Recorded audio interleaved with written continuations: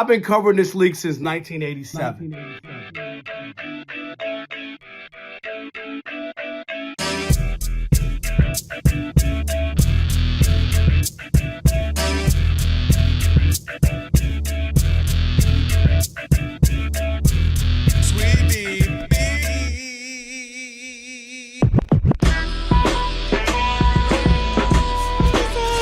Can this sports writer and this sports fan share a radio show without driving each other crazy? Now, live from the Fox Sports Radio studios, here's Fox Sports Radio's Odd Couple, Rob Parker and Kelvin Washington. Password. Ack, a dack, a ack. Enter, brother. Oh,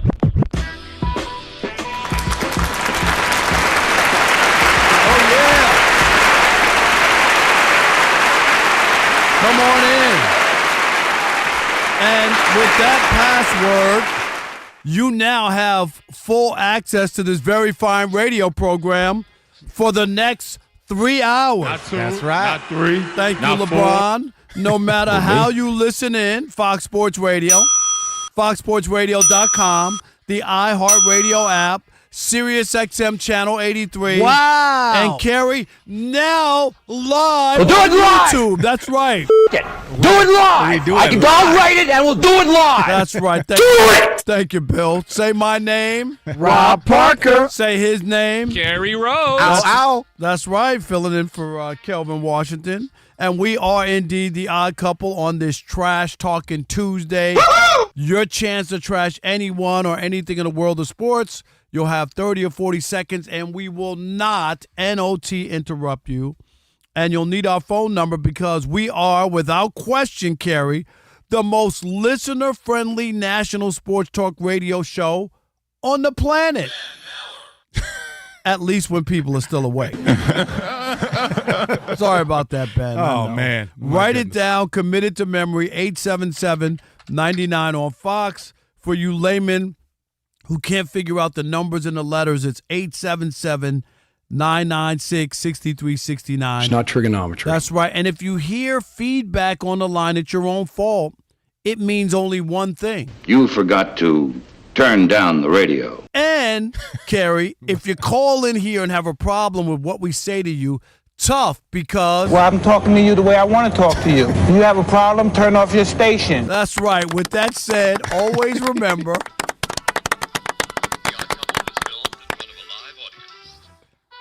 Sweetie, yeah.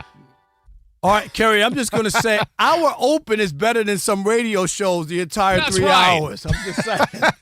I'm just over I here didn't just say taking your it all. show. I'm just taking it all in. Rob, hold on, let me write it no. down. What shows? I just said some shows. Some shows. Okay. I didn't say even on this network. I said some You shows. said some shows. That's you, all. You want to be a little specific? No, or I'm not going to be specific. And the great Steve DeSager said longer than some shows, too. That's right. That's true.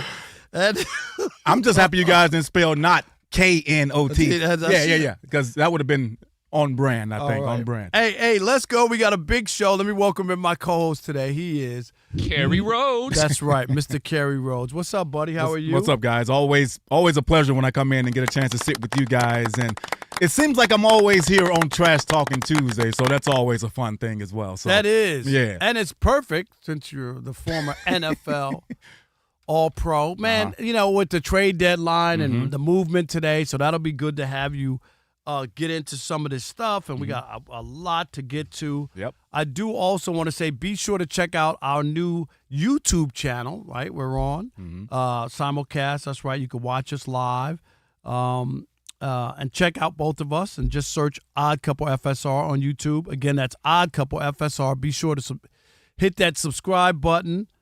Don't stop there. You could also do the thumbs up icon, comment away. We got the Odd Mob. They're always chiming in on, you know, how we're doing, what we're saying. And I got a mob now. Yeah, the Odd Mob. Odd Mob. There you go. Okay. So check us out on YouTube and watch us live right now. Just search Odd Couple FSR and subscribe. All right, let's welcome in the Odd Couple crew because we wouldn't be able to do this fine radio program without them. Rob G is our producer. And look at Rob G. He's wearing my favorite Odd Couple jacket. You see what he got on there? I That see Jordan one and the Jordan maroon. in the maroon, or Uh-huh. was that wine burgundy with Burgundy? the gray? Yeah. All right. Alex is our engineer. The GOAT. That's it. Steve DeSager's at the anchor desk. He'll keep us updated throughout the program. And Never heard of him. also, Never heard of him. and Never heard of him. Elijah, Never heard of him. our social media guru. Hey, Rob G, jump in here because there was a big trade. There were a number of trades, but a big trade in the NFL today involving your former team, the New York Jetropolitans, Yep. and the Indianapolis Colts, Yep.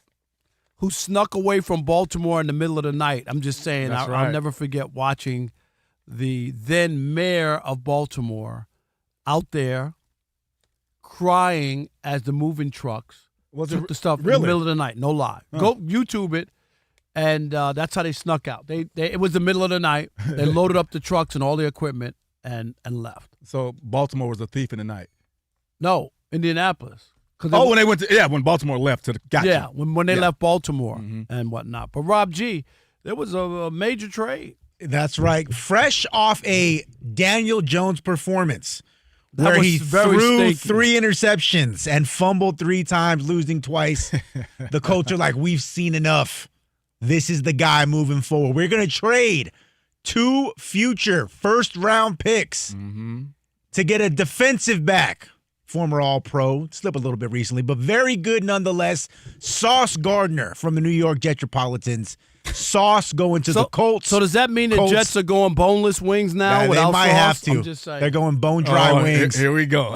They're going butt naked wings. That's right. Sauce Gardner again to the Colts. Colts sending 2 first-round picks back to the Jets. All right, Kerry, Yep. is this on? That thing is on. It's hot. It's hot. It's hot, Rob. The Colts, what are you doing? Are you crazy, Meshuggah? You're buying into Daniel Jones? You think you got a chance to do something, win a Super Bowl, or make some run? Have you seen him against the good teams? I've seen him against the bad teams. The good teams, not so good. He's coming off a god-awful 3 fumbles, 3 interceptions. Danny Dimes. That's right. Are you kidding me? More like Danny Pennies. And if I had to touch his performance from Sunday, I'd have to wash my hand. Daniel Jones is a $3 bill. What is that? Plain and simple. He will not get you where you want. You're kidding yourself. You're mortgaging like you got a chance to come out of the AFC and you got some magical formula. Let's go and let's load up and we're going to buy into Daniel Jones. You have to understand he was available for a reason. No, you didn't luck up. Ask the Minnesota Vikings, who had an unbelievable year with Sam Ronald McDonald. Oh, my goodness. And then the playoff game came, right? The last game of the season against the Lions to win the division, which makes a big difference between playing a road playoff game or having to bye and hosting the next round. Yeah. It's a huge game. Wet the bed. Then the playoff game, wet the bed. And they decided, okay, you know what? Thanks. And Daniel Jones, the best I can do is maybe look at him and think, this is what they did in Seattle when they grabbed, when they went and they decided that they were going to get Gino's Pizza, and they thought that was going to turn their fortunes around. And guess what? He played well his first year. Yeah, he did. Look at him now. He was so great. They couldn't. They moved on, made a trade, right? And look at where he is in Las Vegas. Vegas, yeah. If you feel honestly like you have something going and you want to load up, I understand the thinking. Yes. I do. Okay. But Kerry, I'm sorry, I'm not giving up the future for Daniel Jones when The two toughest teams he played awful against, and go look at who they've beaten. That's why I have an issue with it. You will not be playing bad teams in the postseason. Right. All right. If this was the rant when the season started and they took sauce and they did all this before the season started, I'd agree with you. Right now, the Colts are the number one team in the AFC. They haven't had any success in years. They've tasted success. Daniel Jones has been great, except for this last week. I'm going to side on the side of it was an aberration last week. He's not going to play like that. He's going to play better. He has another MVP candidate in the backfield to take some of the pressure off with Jonathan Taylor. If you're the Colts, this is the right move. You go out, you go get some players that can come in and really get this thing rolling in the direction you want. And specifically this year, there are no top seeds in AFC that's a guaranteed to win a championship this year. In past years, we knew who the players were. This year, we have no idea. Right now, they're number one in the AFC. Daniel Jones is playing well. And before the season started, I thought he was going to be a backup in Indianapolis and his career was going to be over.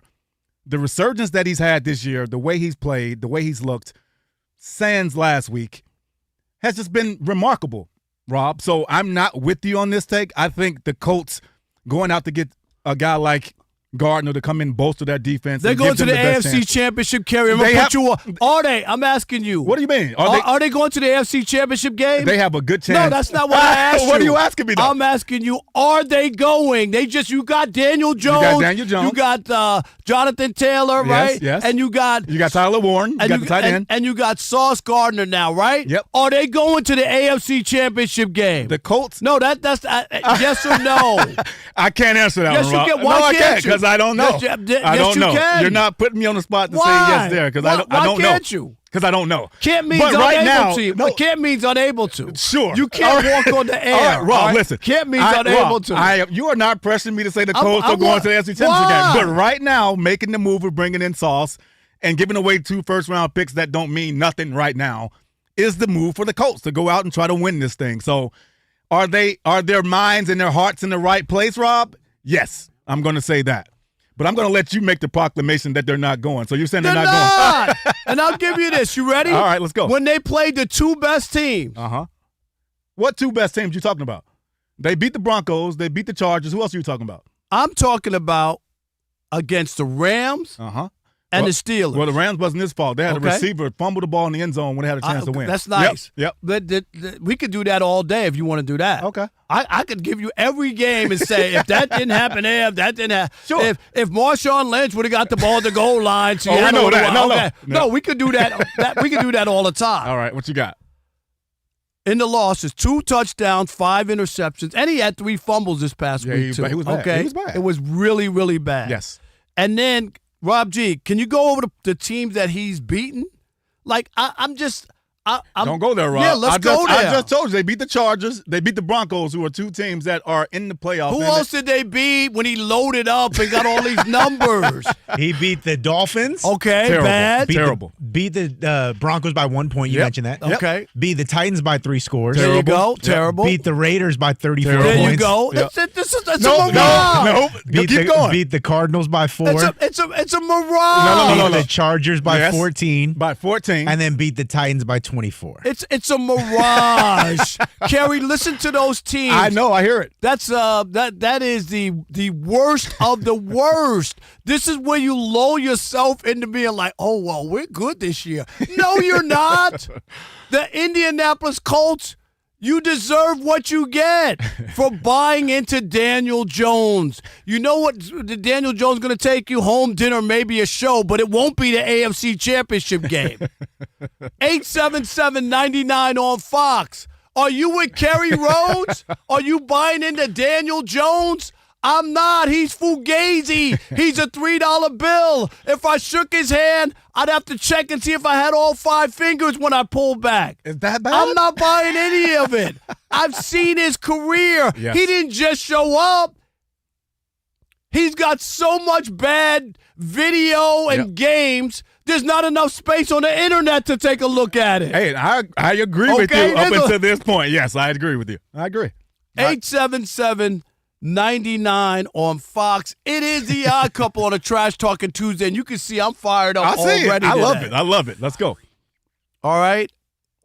So it's real simple. We want to know where you are in this. Are the Colts making a mistake by pushing all in around Daniel Jones? 877-99 on Fox. We'll continue this conversation next with you.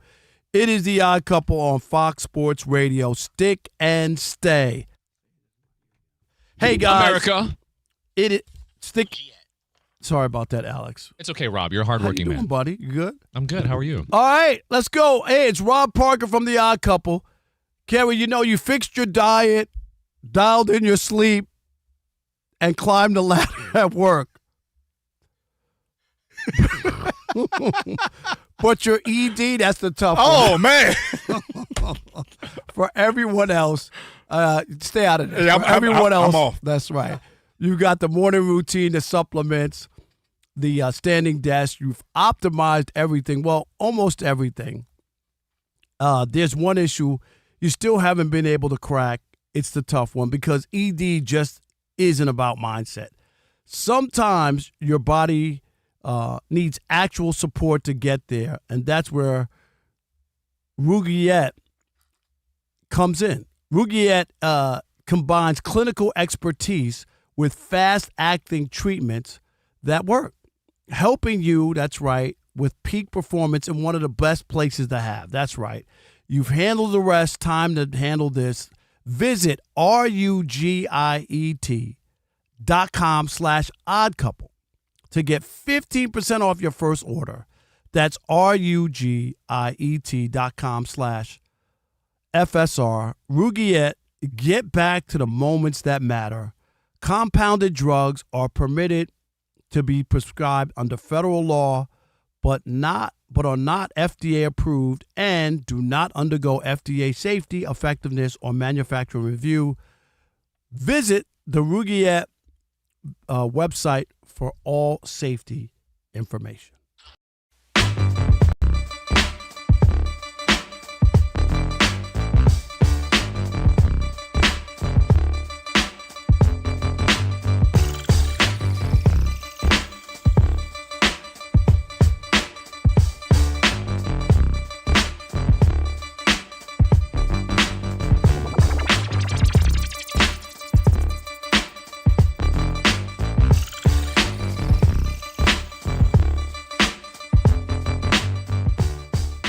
I'm saying it was the greatest choke in the history of the World Series. When you give up a home run to a ninth place hitter who's had one hit in the previous month, you pitch from behind, you throw the ball over the plate, right? And he hits it out to tie the game with Ohtani on deck.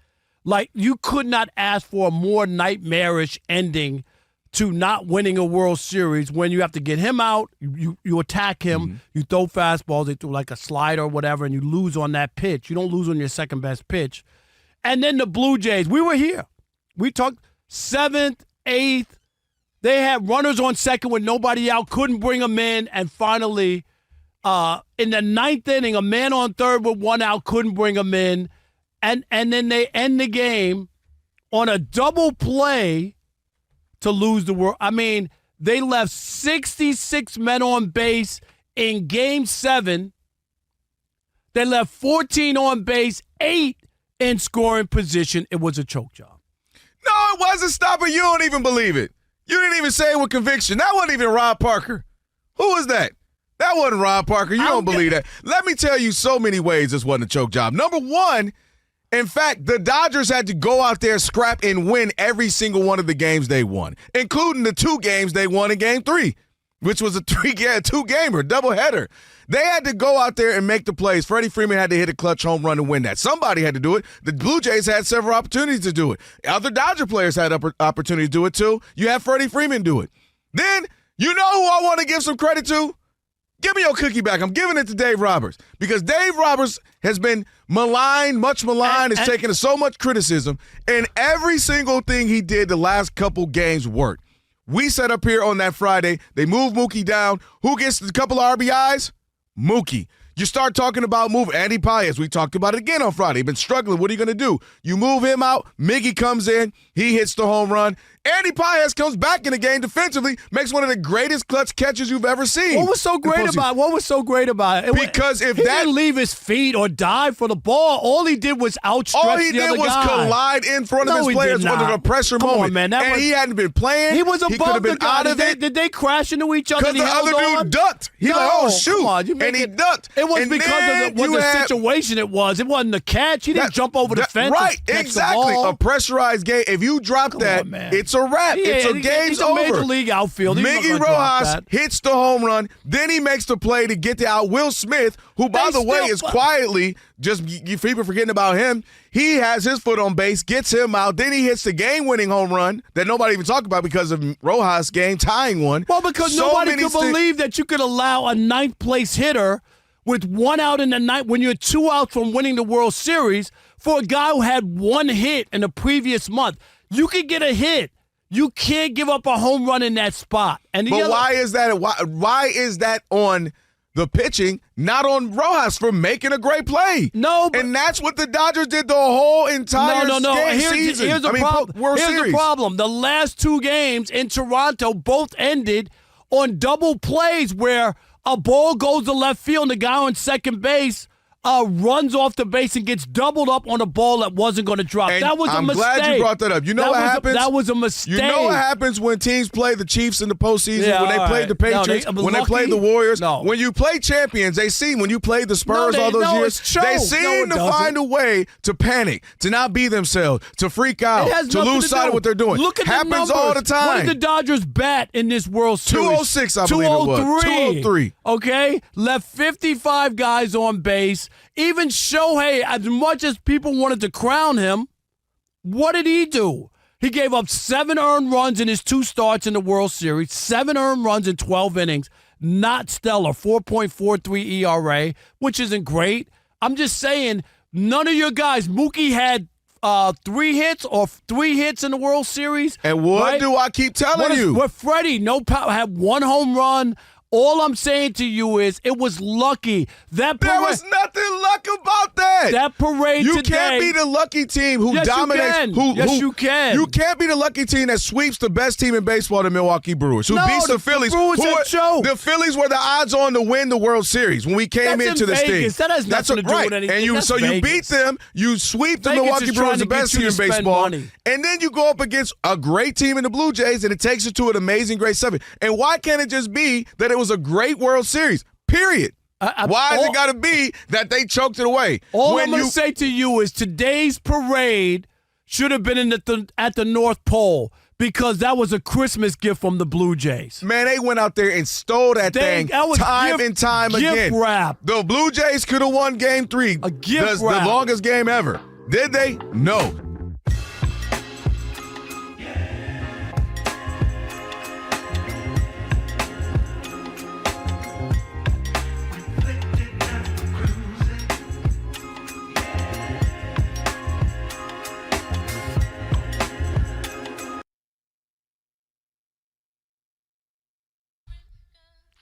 All right, it is the Odd Couple on a Trash Talking Tuesday. Rob Parker, Kerry, Rhodes in for Kelvin Washington.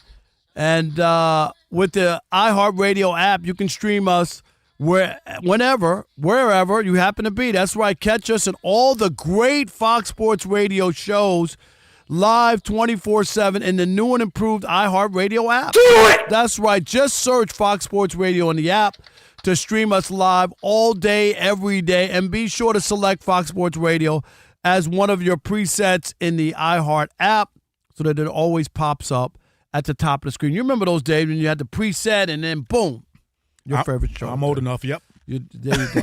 Sometimes I always have to ask, because you seem like you're 30-something. I know. Yeah, so we're talking about the Colts. They make a move. They double down on Daniel Jones. They think they're going to the Super Bowl or something, the AFC Championship game. It's wide open, Let's Rob. trade everybody. It's wide open. Yeah, okay. Ain't nothing happening in Indianapolis except for a shrimp cocktail at St. Elmo's. Is it good? Yeah, really good. That's like what they're known for. All right, 99 on Fox. We want to hear from you. Are you with Kerry Rhodes? He's buying this. I'm not buying it, not one bit. I think they made a huge mistake in, doubling down on Danny Dimes, buying into him. Well, look, let's see what these callers got to say, Rob. We got Jeremy from Long Beach. You're on with the Odd Couple. How you doing, brother? Jeremy. Hello? Jeremy, you there? Yes. What's up? I'm here. I'm doubling down. I'm with Kerry Rhodes. Rob Parker, stop it. I wish I called during trash talking time, man, because you wouldn't be able to interrupt. I wouldn't have to hear your mouth. But, man, quit hating on my Indianapolis Colts. You always come in with these narratives, Rob. You always got the pushback, man. Danny Dimes, Indiana Jones, whatever you want to call him, he out there balling. One bad weekend doesn't make a bad season. Give me Sauce. Sauce still got the sauce. He's going to be motivated in Indianapolis, and I don't care about a first or what are you second, talking about? Traded. He now feels like he got banished to NFL Siberia going to the Colts. Siberia, this is not the Las Vegas Raiders. This is the Indianapolis Colts. We got tradition. We Andrew James, Marshall Faulk, Peyton Manning. Tell him, Jeremy. Tell him, Jeremy. All right, Jeremy. We don't want to hear about that. All right. Yeah, okay. All right. 877-99 on Fox. Oh, we got Tony from Detroit. You're on with the Odd Couple, man. How are you? Man, I'm good, man. How about yourself? What's up, Tony? Good, man. Hey, look, I'm a double down, man, because look, I'm not even a Colts fan, but Rob, man, you got to be honest. Daniel Jones did win a playoff game with the Giants on the road. Against the worst defense. That was the Minnesota Vikings. Hold on, I'm gonna let you talk. I just want to. He had 2 300-yard games that year, both against the Vikings. He won that playoff game. And that year in 17 games, he had 15 touchdowns. Right, yeah. Dude, he was not good, okay? He was not good. Go ahead, Tony. All right. Well, I never said he was good. I said what the result was. And at the end of the day, the Colts have the weakest or one of the weakest schedules left remaining in the AFC this year, and they already, got 7 wins. So there's a good chance they finish with the 1 seed, and you telling me that they can't win, that they get a favorable matchup, that one game to get to the AFC Championship game at home? There you go, Tony. They can. Just be realistic. There you go, Tony.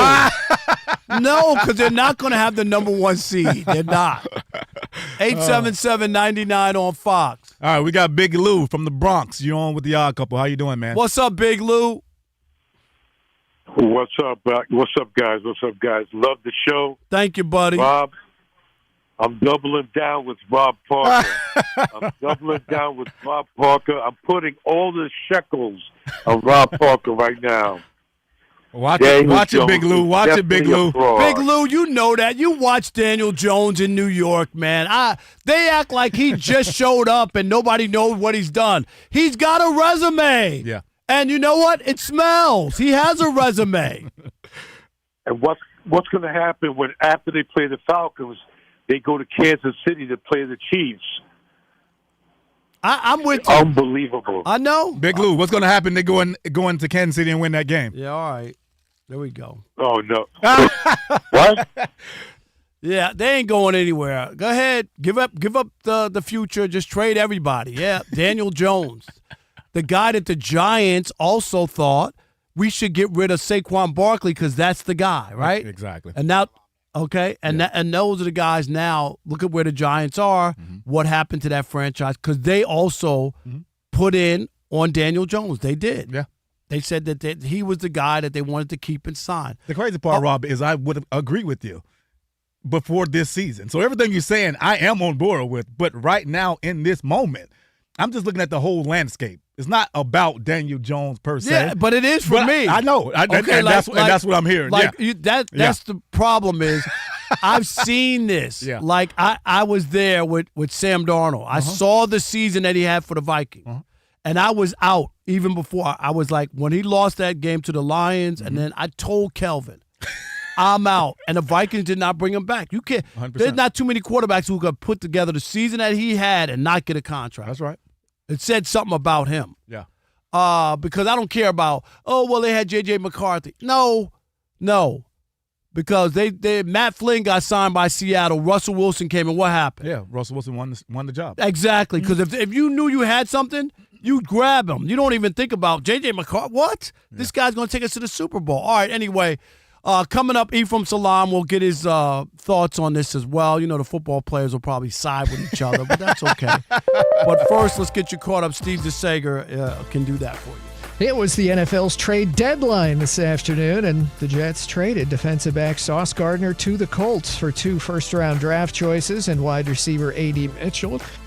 The Jets dealt defensive tackle Quinnen Williams to Dallas for a first and a second rounder.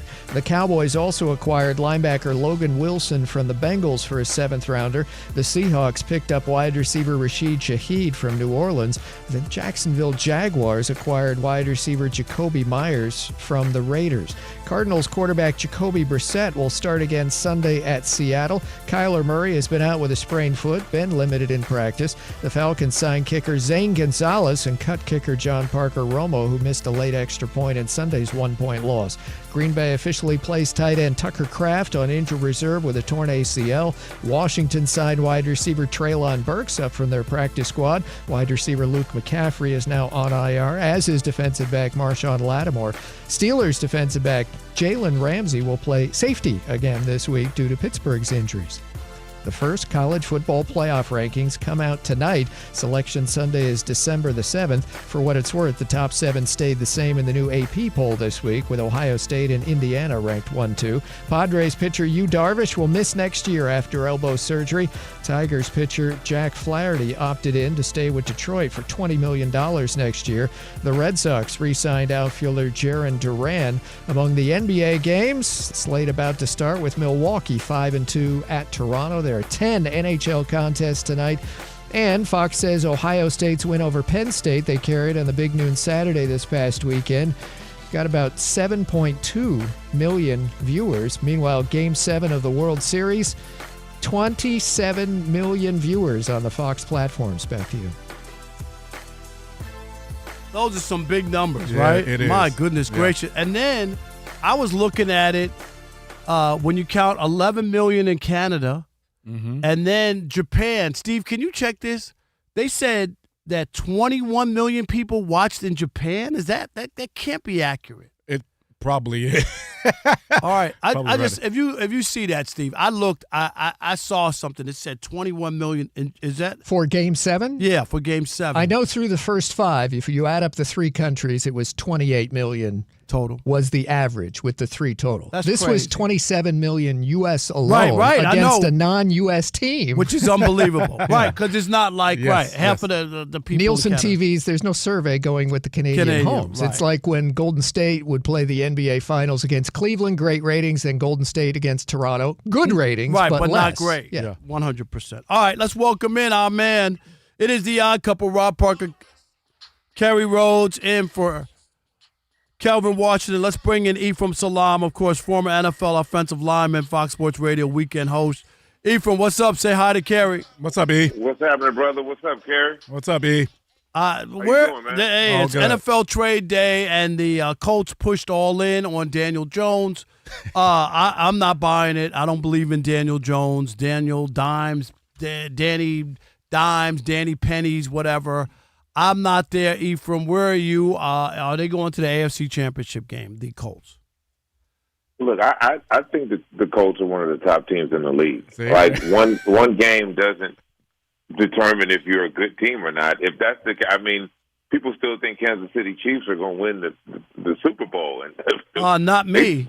They struggling trying to win regular season games. But when you look at what the Colts, the amount of pressure they put on you offensively with that running game, with Taylor, and then that passing game, you have to take them serious. We're halfway through the season right now. You have to take them serious, and if you don't, you're going to run into a buzzsaw. I've been saying that. So I'm all on board of the Indiana Jones-led Indianapolis Colts.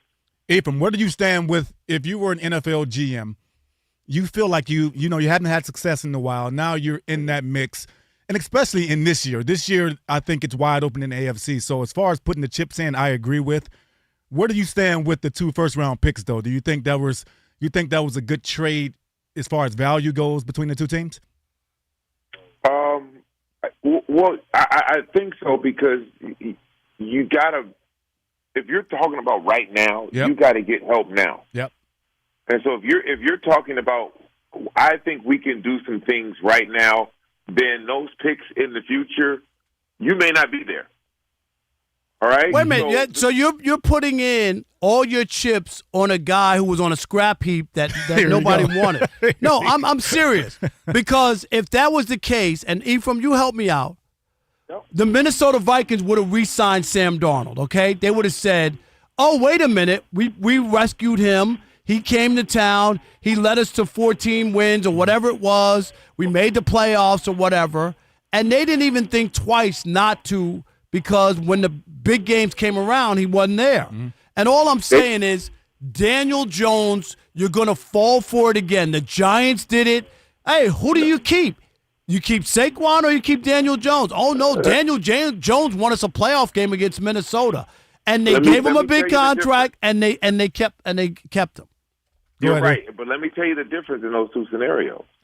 The difference is the Minnesota Vikings drafted a first-round quarterback with the first pick in the draft. They were in a situation that they didn't expect Sam Darnold to become who he was for them last year. What were they? 14-3 last year. I think 14-3 because the Lions were 15-2. I think. Yeah, they didn't know that was going to happen like that. So at the end of the season, they offered Sam. They wanted Sam to stay, but there were bigger money and bigger opportunities elsewhere, so they couldn't bring him in because they're still trying to. Even today, they're not sure about J.J. McCarthy. They don't know if he's the right guy. He looked pretty good against the Lions this past week. Well, to me. He did. He really did. He needed. That was a huge win. That saved their season. Oh, that saved the season and saved him. You know what I mean? In the eyes of who they think he could be as a player. Yeah. But to get back to Indy, there is no first round draft pick on the roster. There is no this thing. They have an opportunity right now to make noise in a division where they can clearly win. We all thought Houston would be the team in that division, but it's Indianapolis. They could mess around and get the 1 seed and have a bye, and the road through the AFC goes through Indy. You most certainly give up those picks to capitalize on this moment right now. Will the Indianapolis Colts be in the AFC Championship Here we game? go. Yes or no, Ephraim? Yes or no? Okay. There you go. Ephraim said yeah. All right, there you good. Go. I'm yes. Good. We got that. We got it on tape, and we'll play it back. He tried to get me. I was like, I'm going to wait on that one, brother. All I want to know. All right, let me ask you about the Dallas Cowboys, and then about Kyler Murray and what's going on with Arizona, but the Cowboys at home against not even the Arizona starting quarterback, right? They're terrible, like just bad. What do you make of what's happening with the Cowboys? I think the Cowboys are a product of their hype. I think the Cowboys coming into the season weren't a very good team offensively. We knew once they got hold, they'd be able to put up some points, but it's kind of like what we thought Cincinnati would be able to score a bunch of points, especially if Joe Burrow was healthy with the two-headed receivers that they have. But defensively, we knew, look, you're going to have to score 38, 40 points a game to win with that type of defense. And when they got rid of Michael Parsons, they were letting you know, hey, we're going to rely heavily on our offense to get it done. And they forgot to tell the rest of the league, hey, don't bring your defense with you, And so when you watch that game and you watch Arizona come out there and attack Dak Prescott and that offensive line, it made it impossible for them to run the ball and made it impossible for Dak to get comfortable back there. This is just a blueprint of what's about to happen to the Dallas Cowboys moving forward. Ephraim, I got in that same game, there were rumors that even if Kyler Murray was healthy, that they would have went with Jacoby Brissett. And then today, they actually said moving forward, Jacoby Brissett's going to be the guy. But then the coach didn't. No, they just said it today. And no, a little bit later. But then they just doubled back, right? The reporters asked him. What did he say? He said one thing on the radio, and then the reporters asked, right, Rob G? And then he said, that Kyler's hurt. He used that as the reason why he's not starting. Okay, well, but he did that's fine. he did say did say it, and then he just when the reporters asked him, he changed it. Of course, because he's a franchise guy. But I think Kyler's done, in my opinion, Ephraim. And I don't like saying that about players, but I think this is it for him in Arizona anyway. Do you think there's another chance that he has another opportunity on another team, or what do you see with Kyler Murray's future? Well, I definitely think he has an opportunity to play elsewhere. Yep. Whether he's done in Arizona or not, it depends on how much of that dead cap hit they want to swallow. Not everybody has the fortitude and the will to eat that type of dead cap money like we saw the Denver Broncos do. Right. Not everybody is willing to bet that on Jacoby Brissett. Now, if they had a young quarterback who was up and coming and all of that, and they were shocking the world, maybe. But Jacoby Brissett has been a yeoman backup in this league. Yeah. He never came into the league as a starter. He wasn't a high-round draft pick. It's kind of like a journeyman backup. So if you're willing to bet your job and your career on that, then more power to him. I believe Arizona and the new coaching staff that didn't draft Kyler Murray and the GM who didn't draft Kyler Murray never were sold on him in the first place, and they're not going to die on that cross. They are going to make radical decisions to help the team win, and now that conversation with ownership is different if you've squeaked into the playoffs and you've made a run, no matter who's at the quarterback position, and I think that's what they're positioning themselves to do. All right. Thanks, Ephraim, man. We appreciate it. Thanks for the knowledge. Appreciate you too, brother. Yep. Thank you. All right. Y'all stay safe. Thank you. Giannis just doesn't get it. I'll explain next. It is The Odd Couple here on Fox Sports Radio, and you know what you need to do. Stick and stay. Because Rob Parker is going to drop dime in the US of A. No doubt. Hi, everybody. It's Rob Parker from The Odd Couple. You fixed your diet, dialed in your sleep, and climbed the ladder at work. But your ED, it's a tough one. For everything else, you've got the morning routine, the supplements, the standing desk. You've optimized everything. Well, almost everything. There's one issue you still haven't been able to crack. It's a tough one because ED isn't just a mindset. Sometimes your body needs actual support to get there. And that's where Rugiet comes in. Rugiet combines clinical expertise with fast-acting treatments that work, helping you have peak performance in one of the best places to have it. You've handled the rest. Time to handle this. Visit rugiet.com/FSR to get 15% off your first order. That's rugiet.com/FSR. Rugiet, get back to the moments that matter. Compounded drugs are permitted to be prescribed under federal law, but are not FDA approved and do not undergo FDA safety, effectiveness, or manufacturing review. Visit the Rugiet website for the full safety information.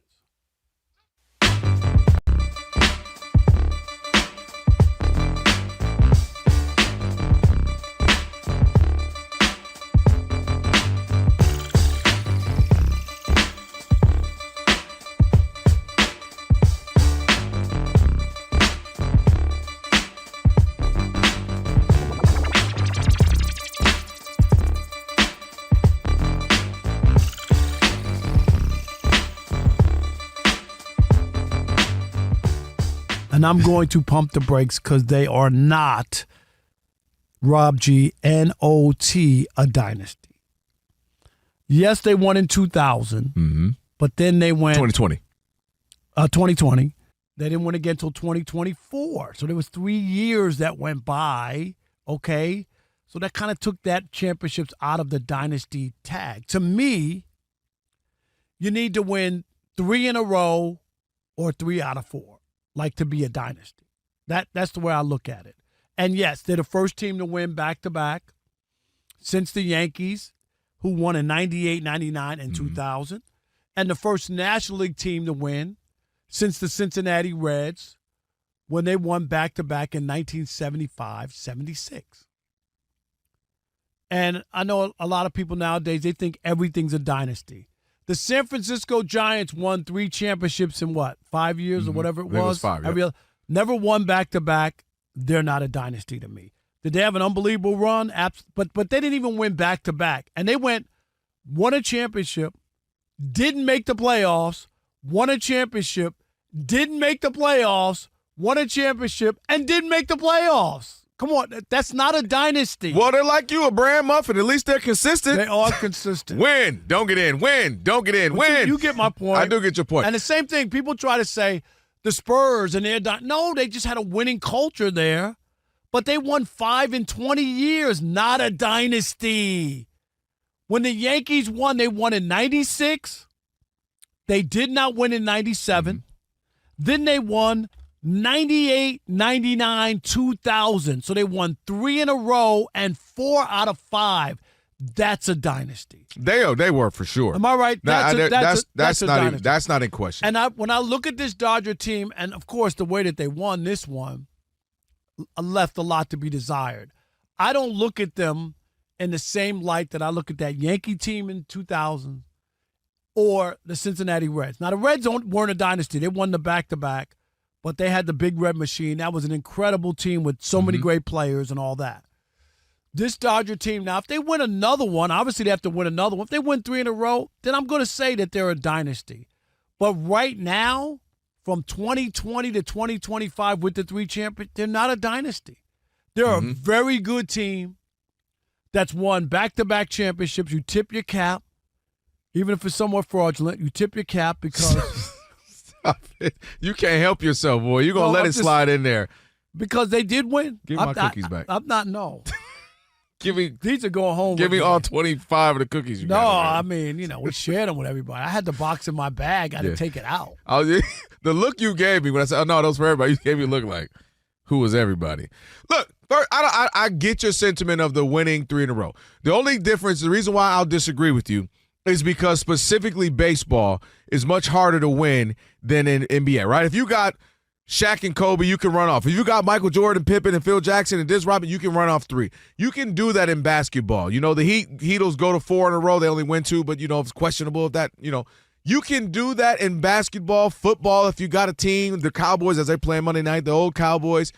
It's so hard to win in baseball. This is why every series is celebrated. It's just wild a lot card, that goes into it. It is. You got to remember that. No, I'm not mad at it. The wild card looks the same as the World Series until parade and all that because it's so hard to win. It's 162 games. It is a marathon. You got guys out, guys in. You can bring it up young guys from triple. Guys are going down, then they're coming back. That was just, yeah. And it's so difficult to win. Turnover there for Cowboys as they were marching down. It's going to be a bad night at the office, it looks like. Yeah, one of those. Looks like one of those for them. But this is why, to me, I say I understand why people are considered the dynasty for them. Because here's the other thing. They have 5 pennant titles since 2017. Yeah, but that's not. Well, hold on. I'm just saying.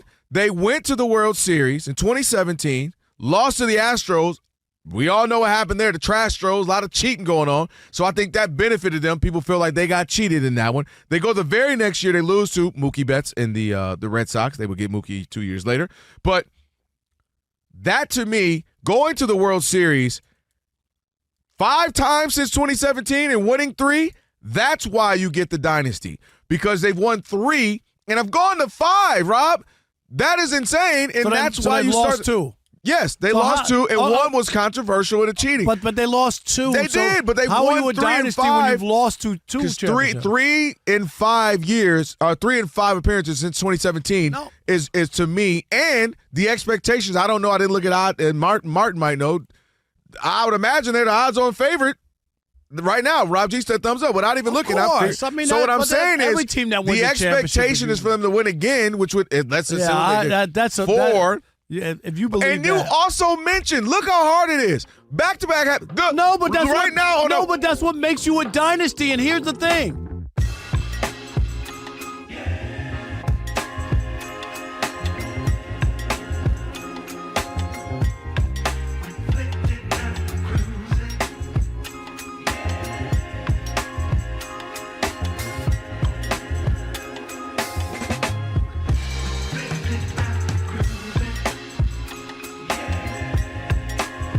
Odd Couple on a Trash Talking Tuesday. Rob Parker, Kerry Rhodes filling in for Kelvin Washington.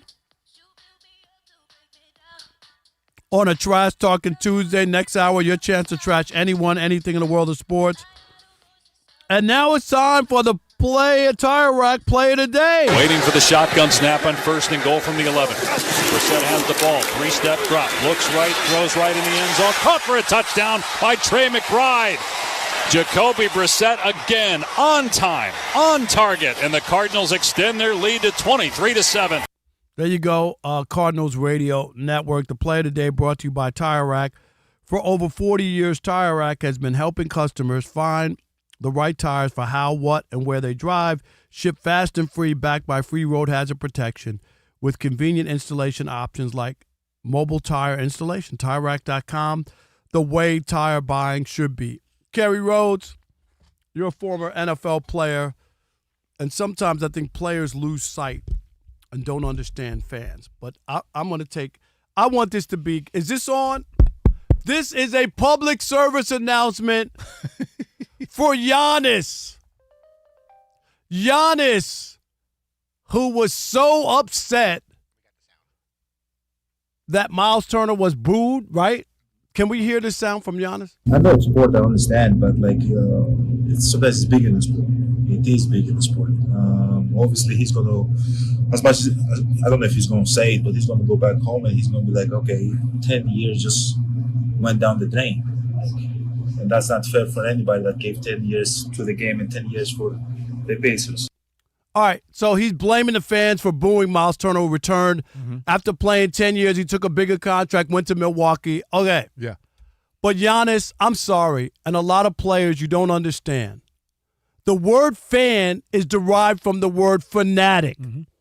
So people are fanatical about you, about the team. They've invested their time and their energy, and it's because of that they react that way, Kerry, okay? It's not because they didn't. It's because they invested 10 years in him. Yeah. They went to the NBA Finals last year, and then a piece of their team is now going with the other team, okay? And I get it. You can do whatever you want. But to not understand why fans boo and get disappointed, it's their right. It's why they wear your jersey with your name on their back. It's why they care. It's why when they lose, their team or their player loses a game, they cry or have a miserable day or don't want to watch TV or read the paper. They're fanatics. That's what fans are. If they were lukewarm and didn't care whether you played for them or to buy your jersey or to go to the games, then they wouldn't care, right? And they wouldn't. If you go ahead, who cares? Do whatever you want. So every time I hear these big babies about fans booing somebody, stop it, okay? Understand the fans care. They're fanatical about the situation. It's not going to be with reason. There's no reason involved for a grown man to cry over a game. Did you see all the grown men crying in Toronto when the Blue Jays lost? That's right. That had nothing to do with their lives. Nothing, right? They got families, jobs, grown men. Well, Rob, I'll just say, can they direct that to the GM and the owner a little bit as well? Or is there any appreciation for that player that played the 10 years for you? They appreciated him. They cheered for him for 10 years. Enough.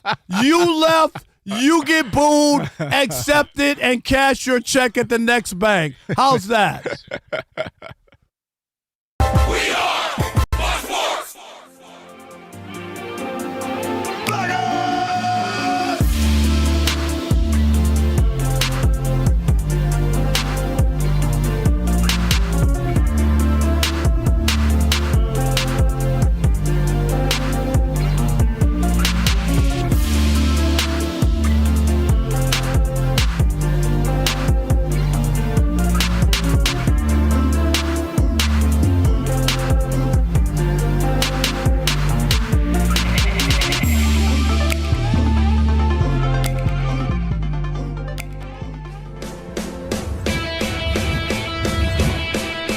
Wake up, it's two pros and a cup of Joe, Fox Sports Radio. You ready? Yes. I'm Colin Cowherd. This is The Herd. You are listening to The Dan Patrick Show. It's the Odd Couple. You know what time it is. Let's get it. Fox Sports Radio. Bigger, bolder, and better than anyone in the game.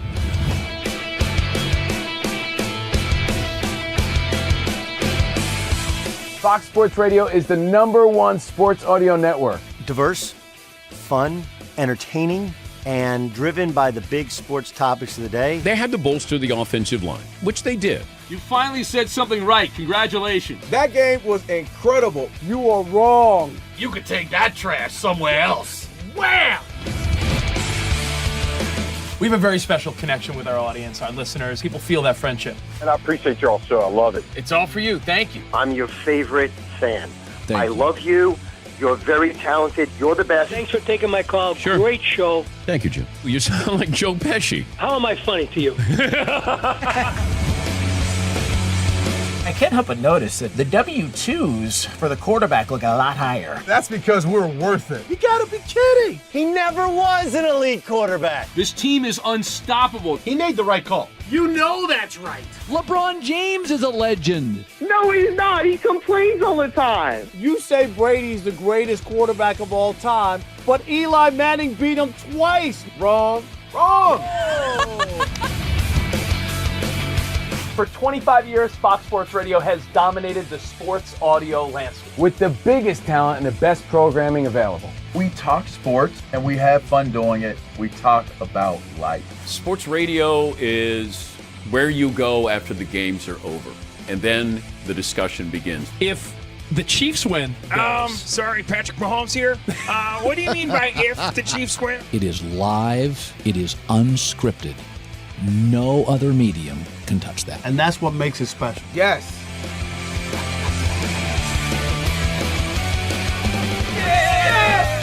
Who wants some? Bigger, bolder, better. We are Fox Sports Radio. Yeah.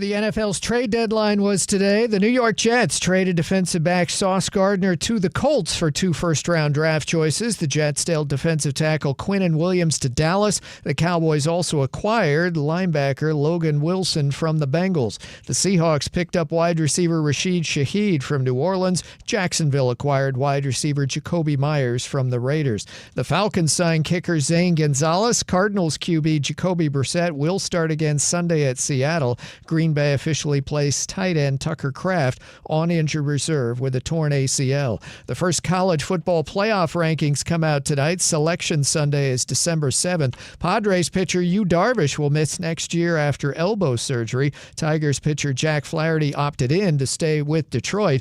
NBA, Toronto leads Milwaukee 24-19 first quarter. I'm Steve DeSager.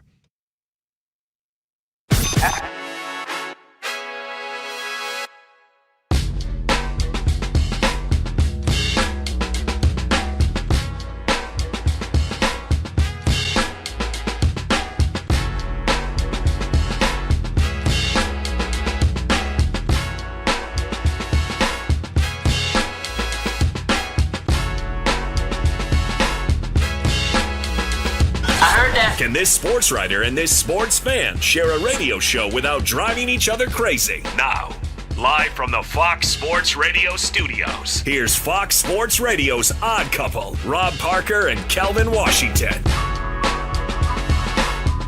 Welcome in hour number 2 on a Trash Talking Tuesday. That's right. You got the Odd Couple, Fox Sports Radio, Rob Parker, Kerry, Rhodes. Aches and pains can sneak in during the holiday hustle and bustle. Kerry, we're in November. Thanksgiving's almost here. End of the year. That's right. There's my turkey right there. Does that sound like a turkey? It does sound like a turkey. Yeah. Okay, there you go. I think you're calling me a turkey. Aleve can help you forget the pain and make happy memories instead. Just one pill. There you go. Aleve provides up to 12 hours of body pain relief so that you can keep moving. Use as directed. We tell you about the YouTube channel, man. Make sure you subscribe. Just search Odd Couple FSR on YouTube, man, and subscribe. We're having fun. People have found us. Matter of fact, Mark from Sacramento finally found us on YouTube. He's watching the show live. He hit me up, said, hey, I love it. So check it out. Don't forget, coming up in about 28 minutes, Jim Bowden, the former MLB GM, and he works for the Athletic MLB Insider, Jim Bowden, who was the general manager of the Reds when I was there in town. Mm-hmm. So I know Jim. We'll talk some finishing touches on the World Series and stuff that went on coming up. Also, trash talking coming up as well later in the hour. Your chance to trash anyone, anything in the world of sports. We'll give you 30 or 40 seconds, and we will not, N-O-T, interrupt you. But Rob G., another Jets season, the Jets are 1-7, has come and gone already. Just a mess.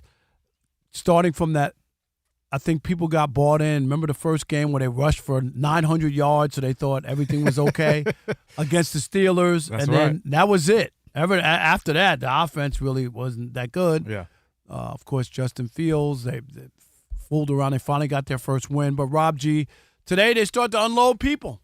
Yeah, when you're 1-7, wholesale changes are coming about, of course. And the New York Jets, if you are a fan, I don't know how you might feel. You might feel conflicted. Be kind, Rob. Because they just traded away their 2 best players. Sauce Gardner, of course, for a couple of first-round picks to the Colts, talked about in hour 1, and Quinnen Williams, who is their best player, to the Dallas Cowboys for a combination that nets them another first-round pick. So the New York Jetropolitans, 1-7, unloading their 2 best players just so that they can now have, over the next 2 drafts, 5 first-round picks and 2 second-round picks in hopes of, number 1, replacing those 2 All-Pros, Sauce Gardner, Quinnen Williams. More importantly, hopefully, ideally, finding their quarterback of the future. 2 best guys out in hopes of maybe potentially getting that franchise quarterback. And Kerry, I'm gonna say this. Uh-oh. No, this is not a. I didn't buy into Justin Fields. I just didn't understand it. Like, this is 3rd team in 3 years. Mm-hmm. Everybody can't be wrong, and and I didn't buy it. But this, what they're doing here, and they gave him more money. What they give him, Rob G? 2 years, right? $40 million guaranteed. Like Daniel Jones, right? And is got maybe 1 year at 14. Just think about that. He could only command 1 year at 14. And somehow the Jets gave Justin Fields. Am I right on the numbers, Rob G? 2 years for 40? Just check it. I think that's what he got. Like 2 years for 40. Like based off of what? Daniel Jones got 1 year for $14 million with the Colts. Yeah. Like seriously. Okay, but anyway. Well, the reason for that, because Daniel was coming to be a backup. Justin was coming to be the starter. So if it was reversed. But I'm saying even if you looked at, I understand. Yeah. But the numbers for him to be this just didn't warrant it. It's like 1 year, show me. Yes. $20 million 1 year, Sure. show me, and then we'll pick up the option. Do you know what I mean? Like Yes. I don't understand how you can command a 2 year contract. Okay. Right. Here's my point. Anybody who argues and says that they don't understand why quarterbacks win the MVP all the time and why quarterbacks matter. This is the perfect example. You don't have a quarterback, you can't win, and you just got rid of your two best players. You know why? Because they're a non-factor if you don't have a quarterback. They can't help, Kerry, they can't help you if you don't have a quarterback. And so I know people argue all the time about it, and look at the teams that are out when the season starts because they don't have a quarterback. They're out. Am I right, Kerry? They're out of the mix. You're not winning any. I don't care how good your safety is, how good your pass rusher. The Cowboys, seriously. I mean, we just look at Cleveland and Myles Garrett. Right. Myles Garrett's there causing havoc. Yeah. Right? Yeah. One of the best who ever did it. Yeah. Can they win games? They can't win. You can't win without a quarterback. Hello? Is this on? The Jets, a couple years ago, everybody was ranting and raving about their defense. All we need is what? A quarterback. Okay. Aaron Rodgers thing, when he got hurt on 4 snaps. Yeah. That ruined, everything. And then he had to come back. Yeah. And he wasn't right until probably the end of Yes. the year. Am I right? Yes. Well, he wasn't right. You're until right. Yeah. And now he's played much better a year later in Pittsburgh. Yeah. Okay. Yeah. Gotta have a quarterback. And the Jets are desperate. So now this is why. So now they realize, okay, we're not going to do anything this year. We don't have our quarterback for the future, right? Yes. They're convinced of that. They have to be. Right? They have to be, yeah. You have to be convinced. Yeah. Let's load up and maybe we can get get a franchise quarterback that won't wet the bed once he comes to and puts a Jets uniform on. That one day there's going to be a quarterback that comes there and can be a franchise because they've had the worst luck in picking people. Yes, it's that part, right? But again, we have also seen, and I know even if it may be short-lived, Rob, you've talked about Geno having 1 year when he left. Sam Darnold he's had 2 good years back-to-back outside of that Jets organization. So I don't want to say they haven't picked a quarterback that could be a winning quarterback in New York. But what you're saying at the moment is 100% correct as far as them going all in, having these picks stockpiled to get their guy. Right. That's for sure. But I also want to touch on the Jets, and you talk about their defense and them being really good a couple of years ago and all that. I never thought they were the dominant defense even at that point. So I also think you're right with saying even having those good players and not having a quarterback, you're not going to win. But I also think those, besides Quinnen, like Sauce Gardner has not been the guy that people thought he was after his first year, right? So he had the one all-pro year where I thought he was really, really, really like a great player. Right. After that, he hasn't been the same. So we talk about why you pay players and why you give people money that some people may not think they deserve it. You have to pay somebody. And so he was one of the faces of that franchise. So for them to be able to get the haul of 2 first-round picks for that guy, that's unbelievable. It's unbelievable. So it really, it's a haul. It's insane. They got more first-round picks for him than Quinnen Williams. And so the fact that they were able to make that happen and stockpile these picks, they're definitely moving forward with that in mind. But it also, for me, it says that they're all in on Aaron Glenn and his GM as well. They're going to give them a couple of years to figure this out if they're going this pick route. And that's another thing, in my opinion, what's happening right now. I got an issue. What you got? I'm not so sure about the GM or the coach. I'm not. But you have to if you're going to mortgage these players the way they did right now. I get it. Because what you're doing is you're stripping the team down, and then you can't expect Aaron Glenn to win. Exactly. And so you give him an excuse, right? You give him an excuse so the fans can't really be mad at him. Exactly. Well, they stripped the team down. What do you want me to do?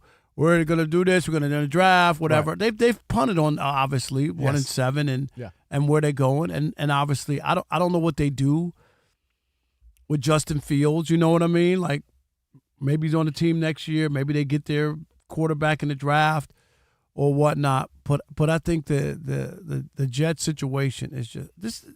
You're talking to a guy who grew up in New York, okay, who worked at Stride Right. I worked at Nichols Foot Forms at the Queen Center Mall. I would not work on Sunday during football season. How many? I was 16, 17, telling the boss, no, I'm at a mall. You know, you work the weekend. Of course.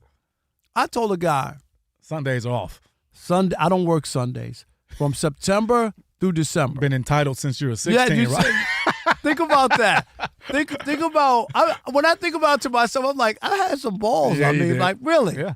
Then I'm gonna tell somebody I'm not working the weekends during football season, but that's how much I was into it. Yeah. I used to look at my mom in church. Get a knock. Can I? We lived within walking distance to our church. Okay. 10 minutes to 1, kickoff. You're out. Look over at her. I want to see. I want kickoff. I don't want to come in the first. Do you know what? I was that kid. Yeah. No, I want. Really? I want kickoff. Yeah. I want the whole game. I don't want coming in with 10 minutes to go in the first quarter. No. So I was all the way in. Yeah. Listen to every game that wasn't on TV, on the radio, like all of that. So I know the Jets' history. Yes. And it's bad. and I'm just not convinced. I don't know where they're going here. Mm-hmm. I don't think when they hired Aaron Glenn, considering like the players that we just talked about that they just unloaded who are talented players. Talented, yeah. That they thought that they were going to be punting. Right? At Am I point. right? No, yes, you're right. Not at this point in the season. There's no way they thought that, but it's the only thing to do because you're not going anywhere. And there's some inside stuff with this story as well, Rob. As far as obviously Sauce, they just signed this year, so they didn't have, I guess, the inclination that they're going to make this trade at this point in the season, obviously. But with the Quinnen Williams one, though, he was internally asking to be gone. So there's other layers to this story as well. He don't want to be there anymore. No, he's tired of losing. I mean, he's going to the Cowboys, so I don't know if he's running away from losing yet, but it's a better situation than the Jets for sure. No doubt.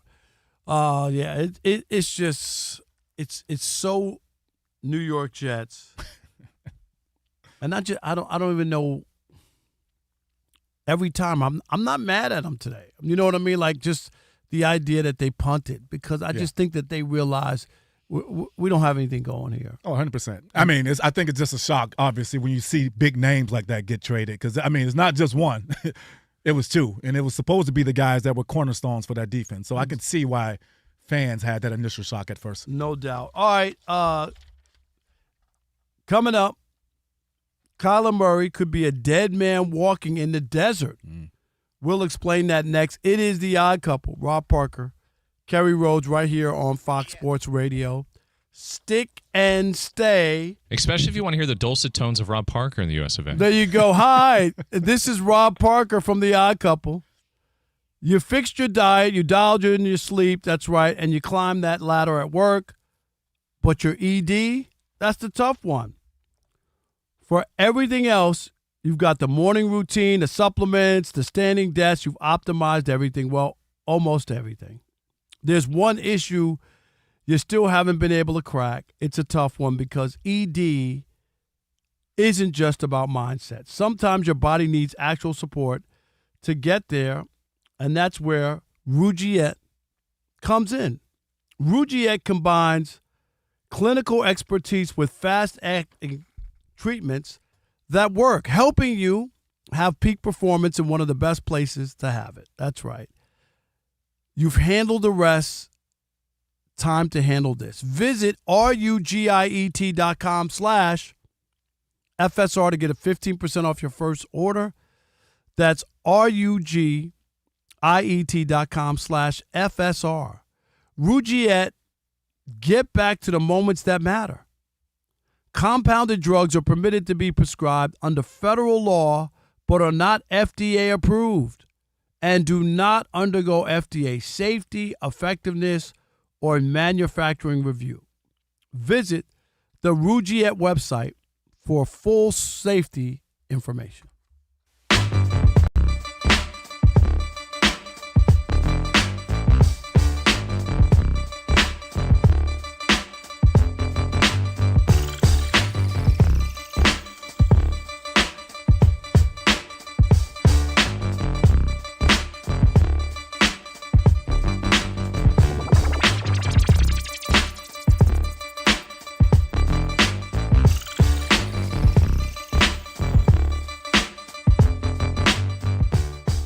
Half of the NFL fans believe that the league's doing enough to keep guys from serious injuries. And then this is where it gets interesting, and it kind of leads us to the conversation.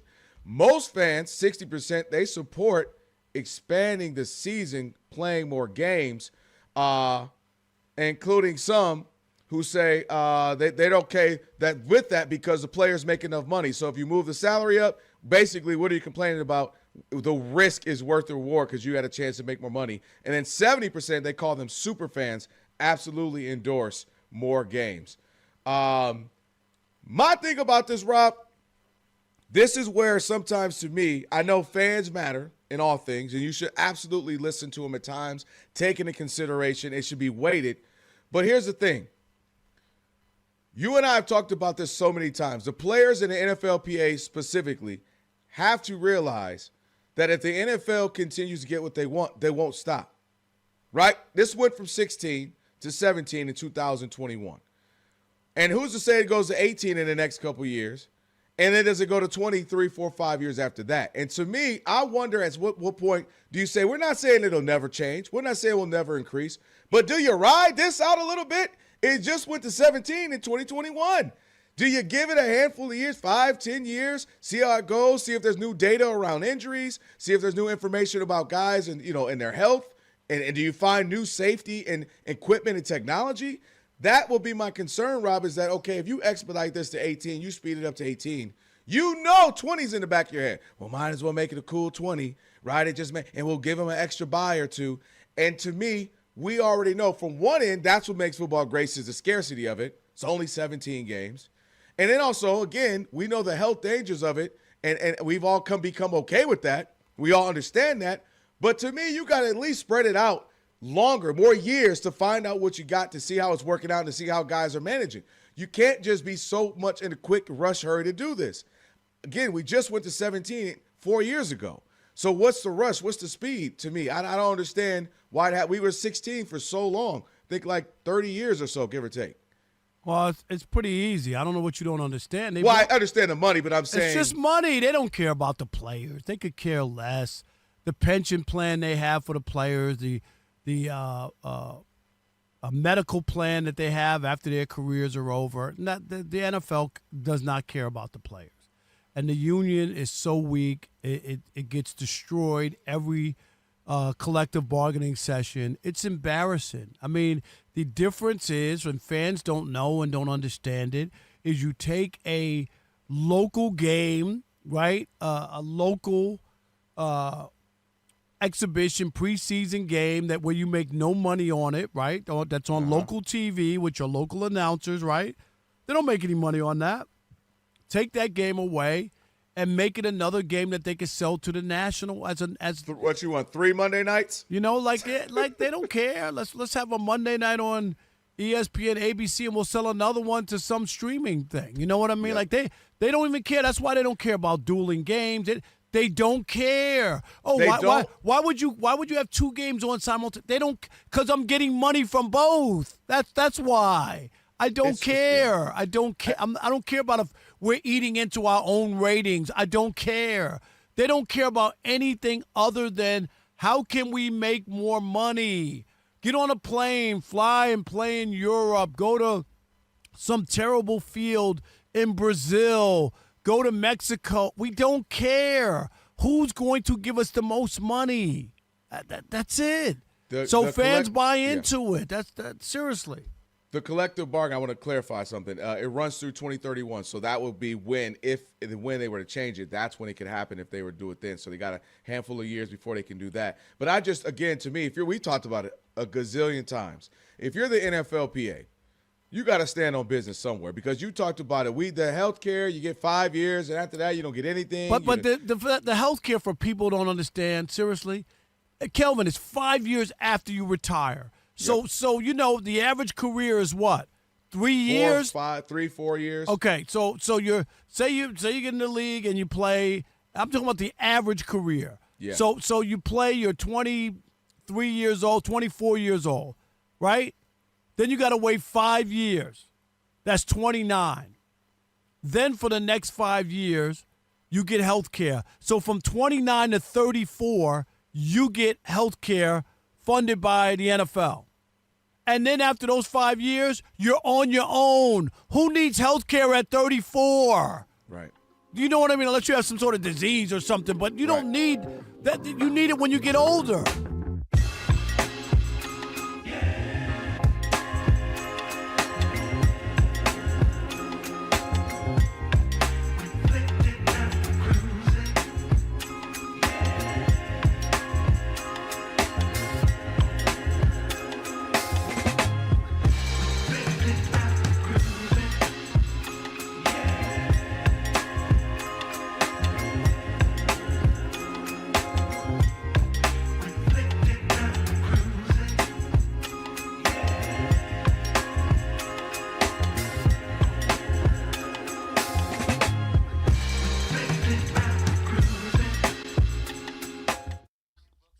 It is the Odd Couple on a Trash Talking Tuesday. Coming up in about 8 minutes, Jim Bowden, the former MLB GM and the Athletic MLB insider. Jim Bowden joining us. For over 40 years, TireRack.com has been helping customers find the right tires for how, what, and where they drive. Ship fast and free, backed by free road hazard protection, with convenient installation options like mobile tire installation where they bring it to you. TireRack.com, the way tire buying should be. Also, I am moist after that. Oh! After the read or... Maybe. No. Maybe. Not after Game 7, that's for sure. I was not. No. Yeah. That was... I had the baby oil ready to go. Oh, my goodness. And instead, I had to wind up using maple syrup. Oh, it was man. that bad. Oh, Rob. Yeah, my ears need to be. Kerry's like, I don't want to hear that. Yes. No, that was too much for me. TMI? Yeah. No doubt. All right. So, Rob G., what's the latest out of Arizona? We just got more news. This story's bouncing all over the place. Yeah, this seems like the ultimate spin zone, depending on who you talk to. I thought Bill O'Reilly was off TV. So, last night, of course, after the big win for Arizona, Jonathan Gannon, head coach, is asked about Kyler Murray's status because he was questionable coming into the game. Like, hey, when he's healthy, is he your quarterback? He says, yep, everything's the same. When he's healthy, he's back. Yeah. So, flash forward to today. Gannon does a local radio interview in Phoenix with Burns and Gambo. And in the interview, he says, even if Kyler Murray was healthy, he was going to make the decision to go with Jacoby Brissett as his quarterback. Great. About an hour later, he meets with the media. Then he meets with the beat writers or whatever. And he says, well, yes, Jacoby Brissett is starting this week here in Week 10 because Kyler Murray's still working on his health. And from then, we'll see what happens. So no commitment either way. Then about an hour after that, Adam Schefter, so apparently somebody in the Cardinals organization said, call Schefter. Said, let's send him a text, let's send him a call, whatever. So now the initial injury was supposed to be week to week. It's only questionable, I believe, supposed to be for like a week or two. Adam Schefter now reporting, his initial injury was actually a 4 to 8 week injury. Which gives them gives them the out now to say, hey, if we're not saying we're benching him. But he's not ready. That he's not ready. Yes. So, and then on top of that, Mike Florio, Pro Football Talk, said they kind of wanted to trade him at the deadline. It was just too much moving parts, and it's hard that with the salary contract, and all that stuff. He ain't going but nowhere. it is, quote, likely that he will be dealt this offseason. That's what I figured. Regardless of what happens here. I'm going to say this. Kerry, what you if got? you want to move off of him, fine. Yeah. Brissett, that's where you're going? No, I'm like, seriously. Like stop, okay? Because a guy plays well for a couple of, this in the NFL. There's plenty of guys. Yeah. What was his name? Who? With the Dolphins? Fitzpatrick. Yep. Ryan Fitzpatrick. Yeah. Every time, right? Every time you put him in for a couple of games, oh my God. Fitz magic. Turn into a pumpkin when they make him a starter, right? Yeah. Who do we always say with Philadelphia? Who won you a Super Bowl? Nick Foles. Mm-hmm. How many times did they give him the starting job? Can't do it. Yeah. When it's time to be that guy, it's easier to be relief pitcher. Than starting. Yes. All right, and being that guy where all the pressure's on you and all this kind of stuff. Yeah. And if they want to move off of Kyler Murray, I have no issue with that. Yes. But this is not. If you're the coach and the GM, and this is your future or what you're doing here, I don't understand it. Punt on Kyler Murray. Yep. No issues with that if you really believe he's not that guy. But don't sell this as if this is where you're going, is my point. Yeah, Rob, but they have to. And I'll tell you why. They're on a short leash.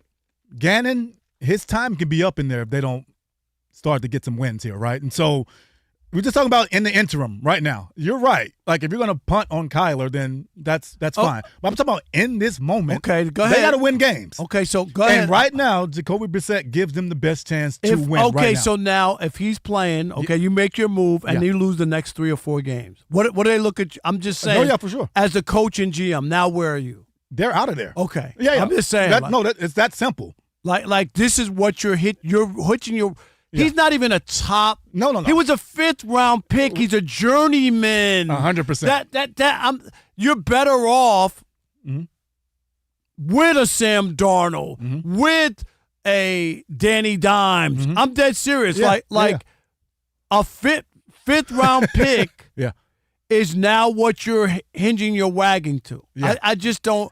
I don't see it. No, you're right. I mean, and he's 32 years old. There's no future there. Rob, they won't have a future if they don't They win. don't have one now. That's my point, right? By making this decision, what future do you have? You have none.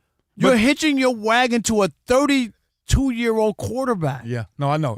It's a no-win. It's a no-win situation long term, but right now, the Cardinals got to win games or Gannon's out of there. Well, good luck.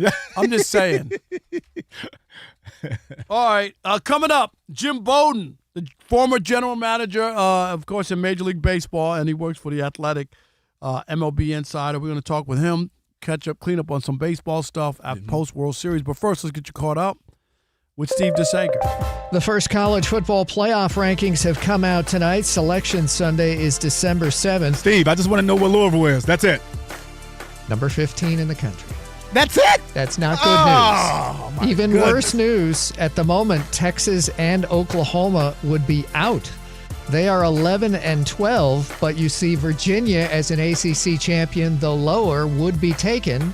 Memphis, though lower, would be taken because they'd be the highest-ranked Group of 5 team. Memphis at the moment isn't even in the top 25 at all, but all right, would wait a make minute. the playoffs. One more question. Wow. Southern Connecticut, no? We're talking about college football. Ohio State 8-0, number 1. Indiana 9-0, number 2. Texas A&M 8-0, number 3. Then Alabama and Georgia 4-5. The rest of the top 10, Ole Miss, BYU, Texas Tech, Oregon, and number 10, Notre Dame. Again, Texas and Oklahoma 11 and 12. Wow. And at the moment would not make it in. As for the NFL news, there was plenty today. Trade deadline was today. The New York Jets dealt defensive back Sauce Gardner to the Colts for 2 first-round draft choices and wide receiver A.D. Mitchell. Gardner was Rookie of the Year in 2022. The Jets dealt defensive tackle Quinnen Williams to Dallas for a first and second rounder. He signed through 2027. The Cowboys also acquired linebacker Logan Wilson from the Bengals for a 7th-round draft choice. Dallas is on a bye this week. The Seahawks picked up wide receiver Rashid Shaheed from New Orleans. The Chargers got offensive lineman Trevor Penning from the Saints. Both starting tackles for the Chargers are out for the year.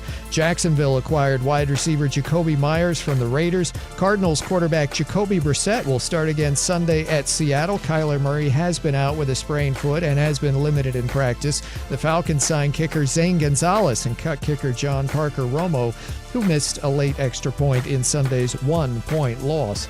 On the NBA scoreboard, the Toronto Raptors lead 60-45 over Milwaukee late in the first half.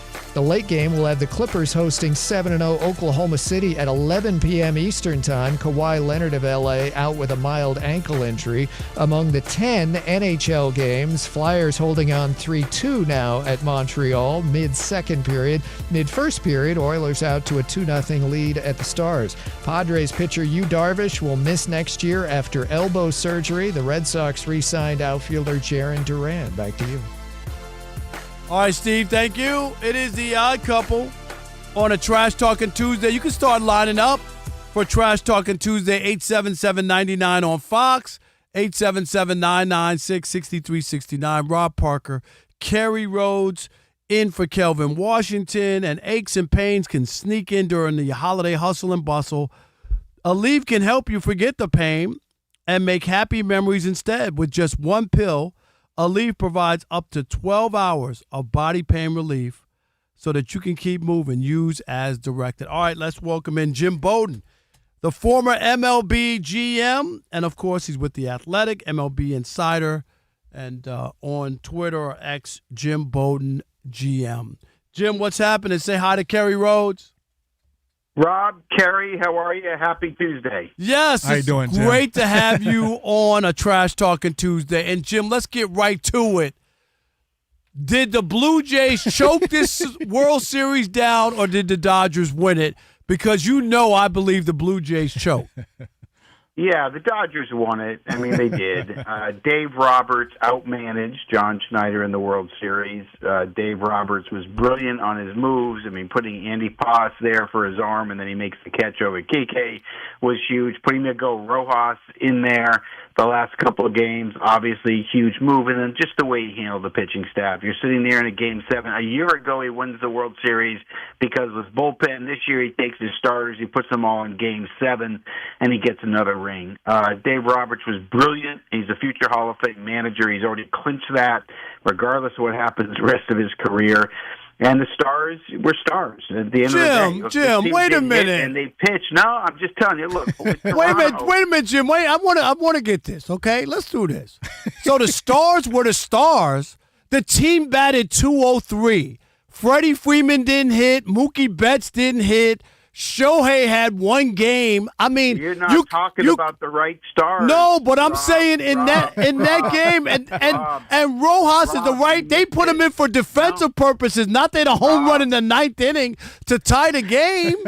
Rob, you've been my friend since you wrote for the Detroit newspaper a long time. But when I talk about stars, I talk about starting pitching stars. I talk about the $325 million Yoshinobu Yamamoto. Yeah. I talk about his 3 wins in the World Series. I talk about Blake Snell. Blake Snell got robbed twice. Andrew Friedman was brilliant. He didn't care that his whole history is injury. He said, I just need him for October. They had 11 regular season starts. They won the World Series. He went and got Tyler Glasnow. This guy's never pitched 2 innings in his life. He didn't care. He just wanted him for October. He got him. But Blake Snell didn't pitch well. Blake Snell didn't pitch well. Like, Jim, I get on paper like the team they put together. That they batted .203. They were outscored. The Blue Jays left 1 million guys on base, 66 runners. In Game 7, that's not what happened. Yes, it is. They didn't leave them on base. No, the Dodgers executed their pitches. They choked. That's what happened. When you execute your pitches, you leave them on base. Look, I respect Toronto. They were the best team in the American League. They were. They were the best team in that World Series. They had elite contact. They had power. They were the best defensive team in baseball. They battled to the end with a team with 85% of the talent the Dodgers have. But at the end of the day, no, the best team won the World Series.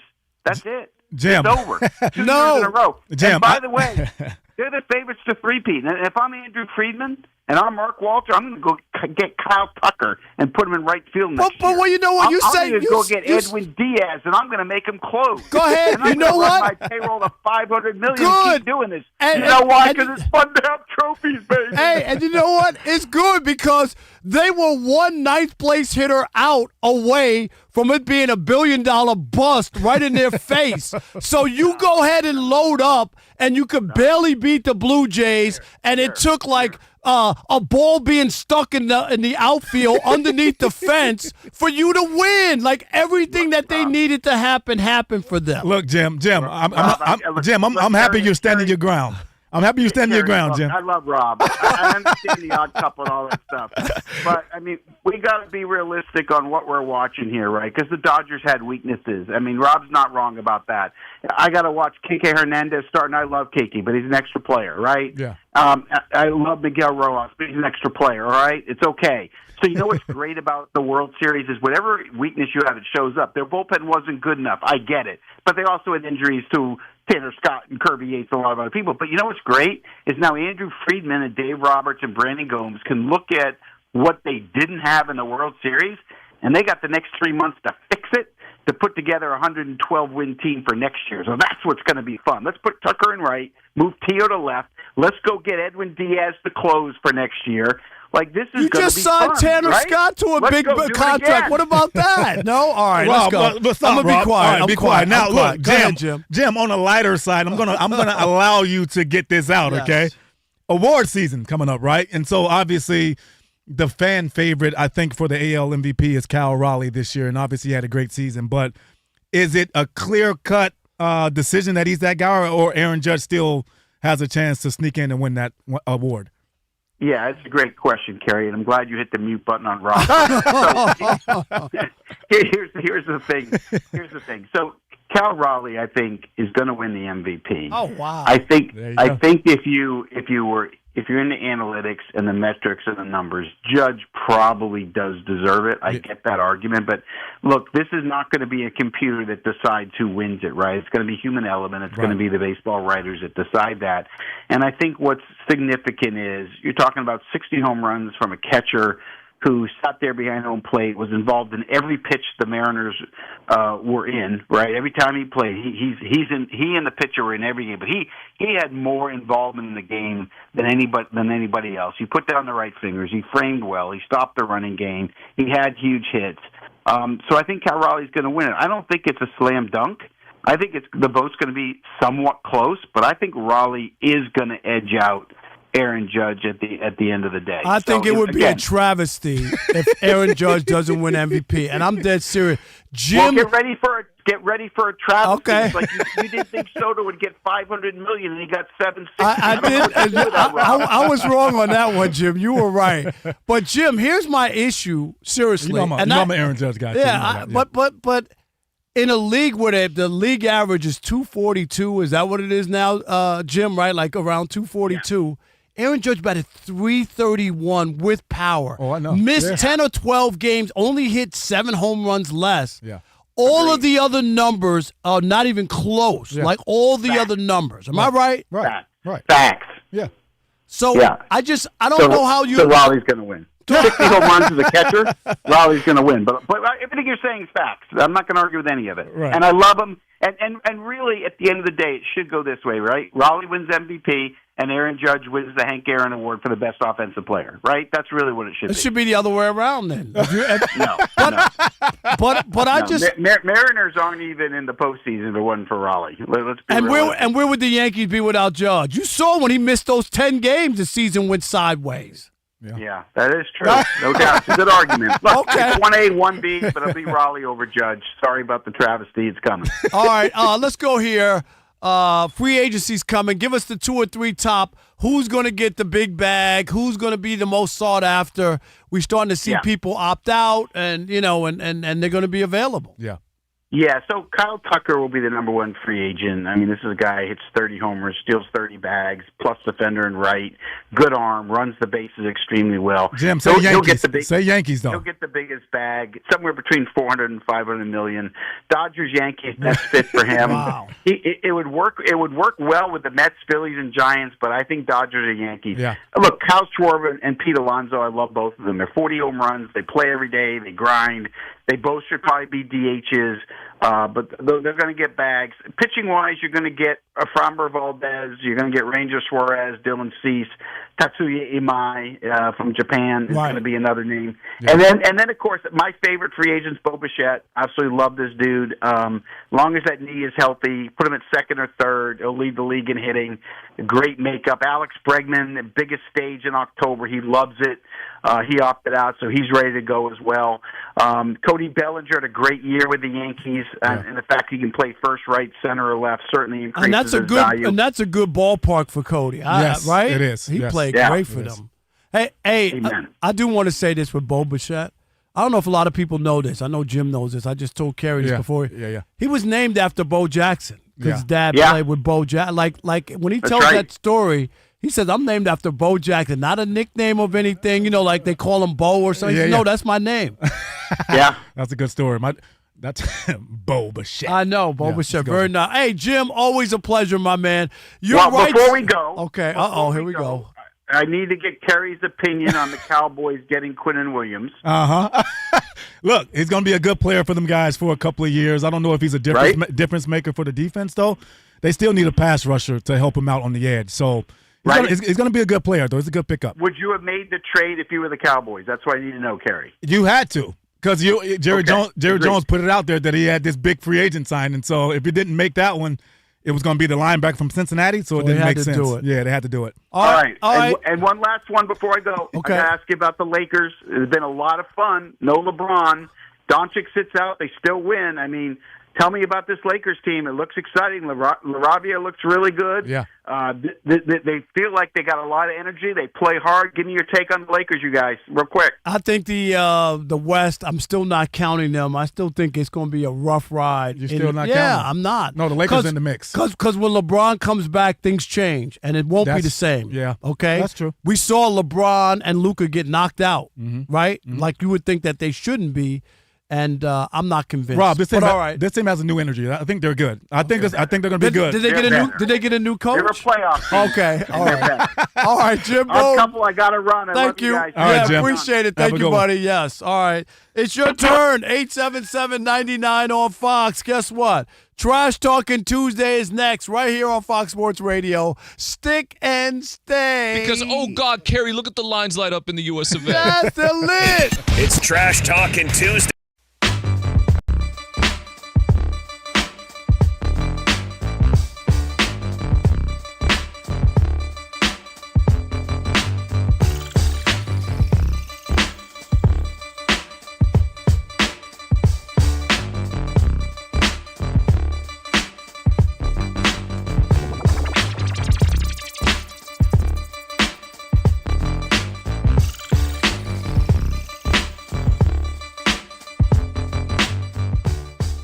The Colts, what are you doing? Are you crazy, Meshuggah? You're buying into Daniel Jones? You think you got a chance to do something, win a Super Bowl, or make some run? Have you seen him against the good teams? I've seen him against the bad teams. The good teams, not so good. He's coming off a god-awful 3 fumbles, 3 interceptions. Danny Dimes. That's right. Are you kidding me? More like Danny Pennies. And if I had to touch his performance from Sunday, I'd have to wash my hand. Daniel Jones is a $3 bill. What is that? Plain and simple.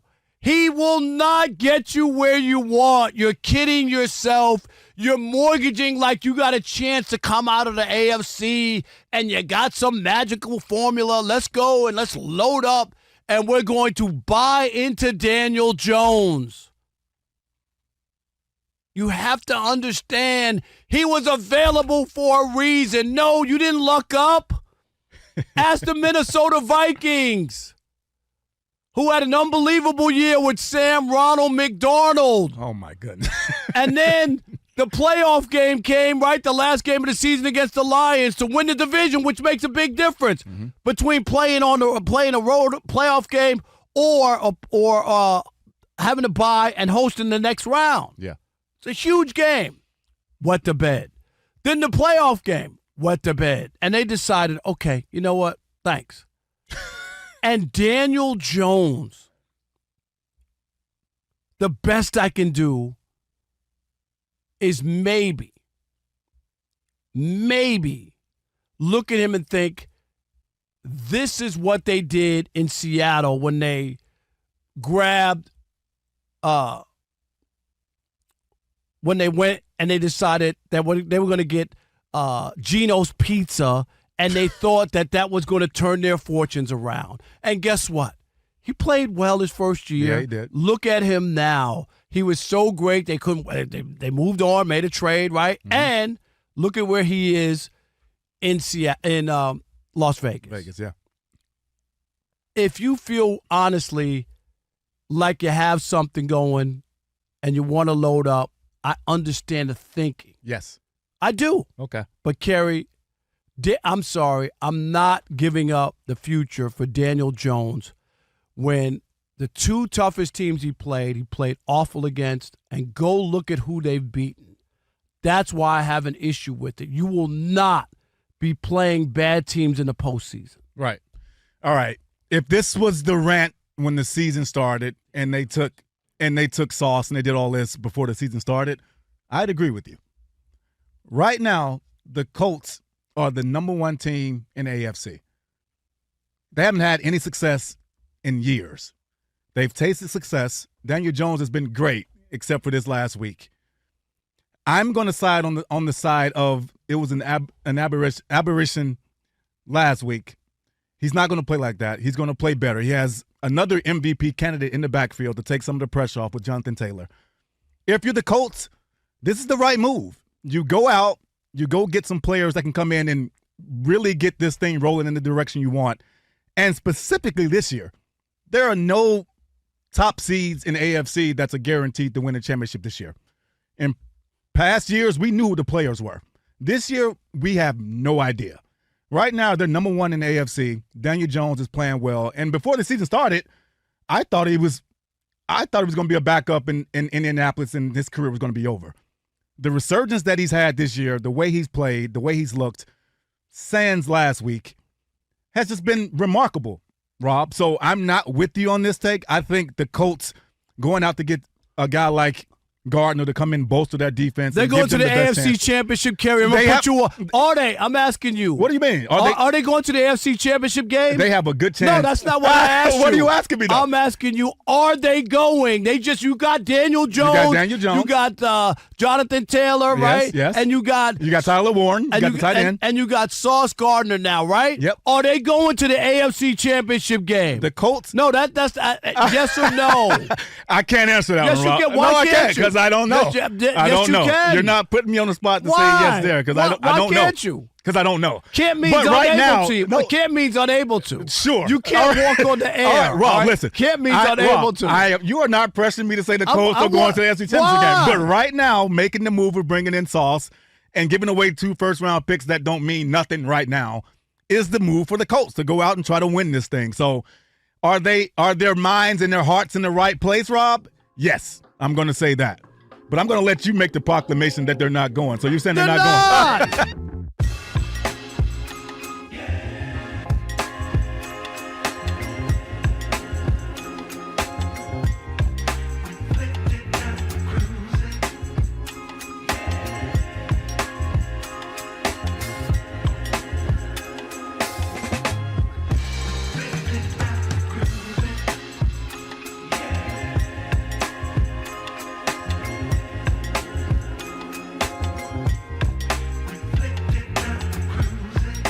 On a Trash Talking Tuesday, Rob Parker, Kerry Rhodes in for Kelvin Washington. For over 40 years, TireRack.com has been helping customers find tires for how, what, and where they drive. That's right. Ship fast and free. Backed by free road hazard protection with convenient installation options like mobile tire installation. TireRack.com, the way tire buy should be. And I guess this is going to be Trash Rob Parker trash talking. Is that what we got? All right, look like it. Let's do it. It's time for Trash Talking Tuesday. Don't you ever talk about me. It's Trash Talking Tuesday. It's your teeth, Reggie. I don't know whether to smile at you or kick a field goal, man. Kerry, I'm going to roll through these. You got all right, it. You got it, Rob. Do you this think? is ugly here. It looked like it's all about you, so we're going to, we'll see what happens. All right, let's do that. Let's start with Isaac in Riverside. You're on the Odd Couple Fox Sports Radio. Who you trashing, Isaac? I'm going to trash Rob Parker. Go ahead, Isaac. The Dodgers are better than the Yankees, and Ohtani is better than Aaron Judge. And all I gotta say is, go the Dodgers, go. All right, Isaac. Thank you. Good job, My Isaac. Better than Aaron Rodgers, and then we have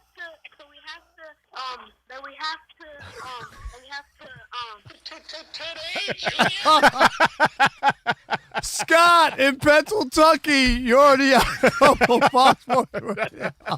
Oh, my gosh. Kerry, welcome to the 3 best hours on FSR. Man, Thank you, Scott. How are you? Who you trashing? Hey, I'm with you, Rob. I'm trashing anybody who thinks the Dodgers are a dynasty. They're a good team. They have to work on it. But they're not in the same sentence with the 72, 73, 74 A's. And they didn't even get along together. And the 98, 99, 2000 Yankees, that's all I have to say, Rob. Thanks for everything. No doubt, Scott. Appreciate it. 877-99 on Fox. Albert in Riverside, you're on the Odd Couple Fox Sports Radio. Who you trashing, Albert? I did it at this time last year, and I'm doing it again. I'm trashing the LA hater, Rob Parker. Again, all last week, Rob was singing "Oh Canada," thinking the Blue Jays had it. And guess what? Yamamoto and the boys in blue said, take your poutine, take your Canadian bacon, and shove it. We came back and won it, baby. And don't say it's a choke job, Rob. We won it fair and square, back to back. Kiss the ring again.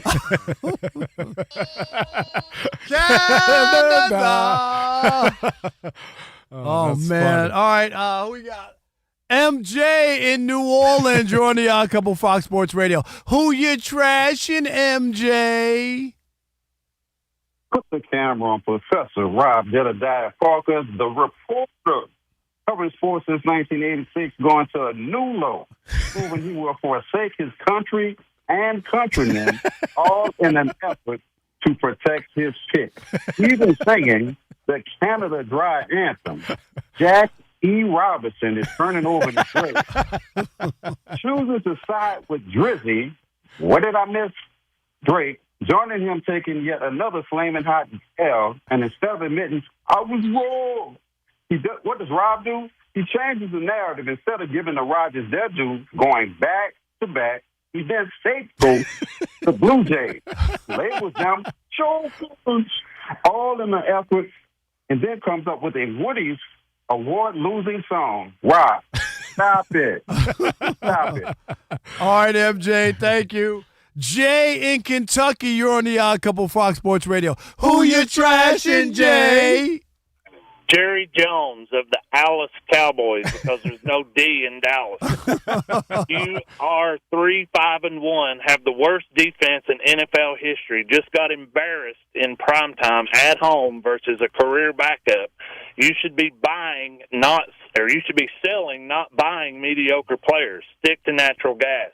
Jerry Jones, stop it! Very nice. I'm going to do things my way. Nice, and my Jay. way is terrible. Orlando in El Paso, you're on the Odd Couple Fox Sports Radio. Who you trashing, Orlando? Just like the previous caller, I'm also trashing Jerry Jones, a.k.a. Crypt Keeper himself. I mean, the guy looks terrible. God, Mother Nature, just do us all a favor, for real, and just get it over with. Wow. My goodness Oh, gracious. man. Why it's got to be about me, Alex? Why they got to trash me? I was right. The Blue Well- Jays choked on me. Well, No. Rob, What? you did say in 5 or 6. I said it's Depending where 6. you listen. Yeah, you're right. I was close. It was 1. The Blue Jays had this thing won. All right, odd couple. Hour number 3 coming up. And I'm sick. Yeah.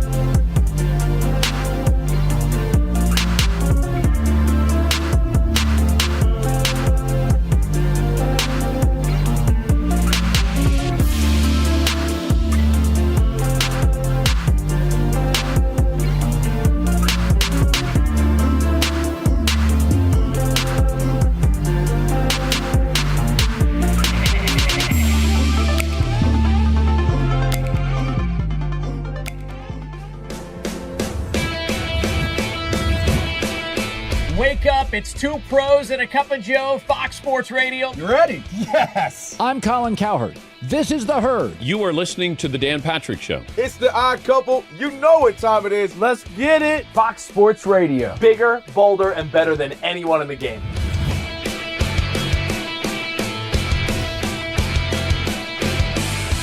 Fox Sports Radio is the #1 sports audio network. Diverse, fun, entertaining, and driven by the big sports topics of the day. They had to bolster the offensive line, which they did. You finally said something right. Congratulations. That game was incredible. You are wrong. You could take that trash somewhere else. Wham!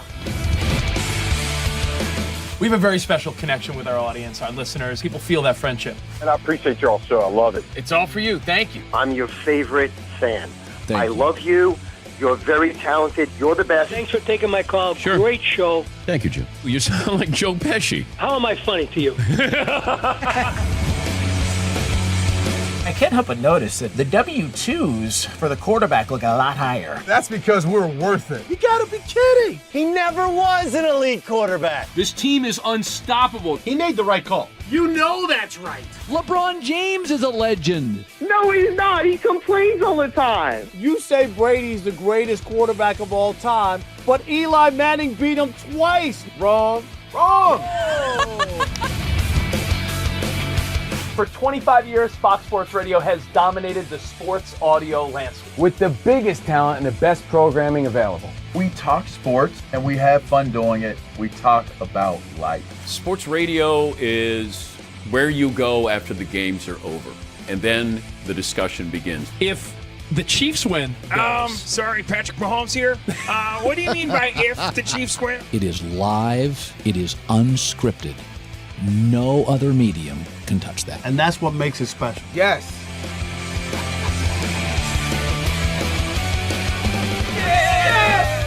Who wants some? Bigger, bolder, better. We are Fox Sports Radio. Yeah.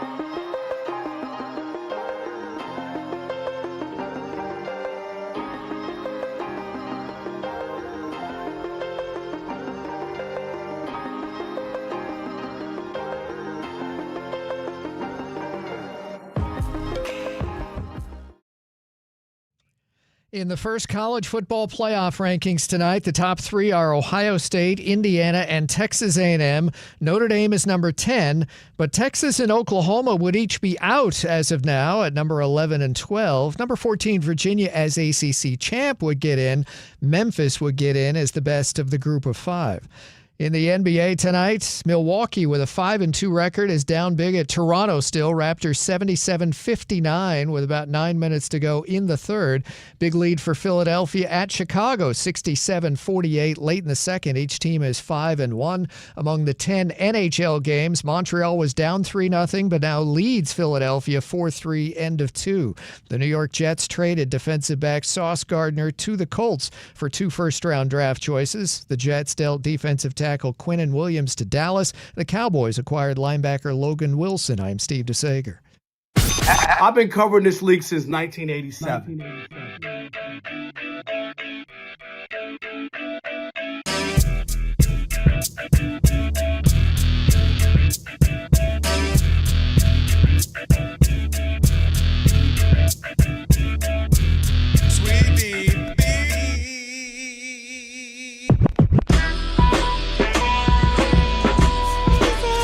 Can this sports writer and this sports fan share a radio show without driving each other crazy? Now, live from the Fox Sports Radio studios, here's Fox Sports Radio's Odd Couple, Rob Parker and Kelvin Washington. Man, hour number 3. Where does the time go, Kerry Rhodes? Rob Parker, Kerry Rhodes, former All-Pro safety. How many years you play in the NFL? 9. Yeah. To be fully invested, what is it, 5 years? How many years to be? 4. 4 years, that's it. That's it. In Major League Baseball, it's 10.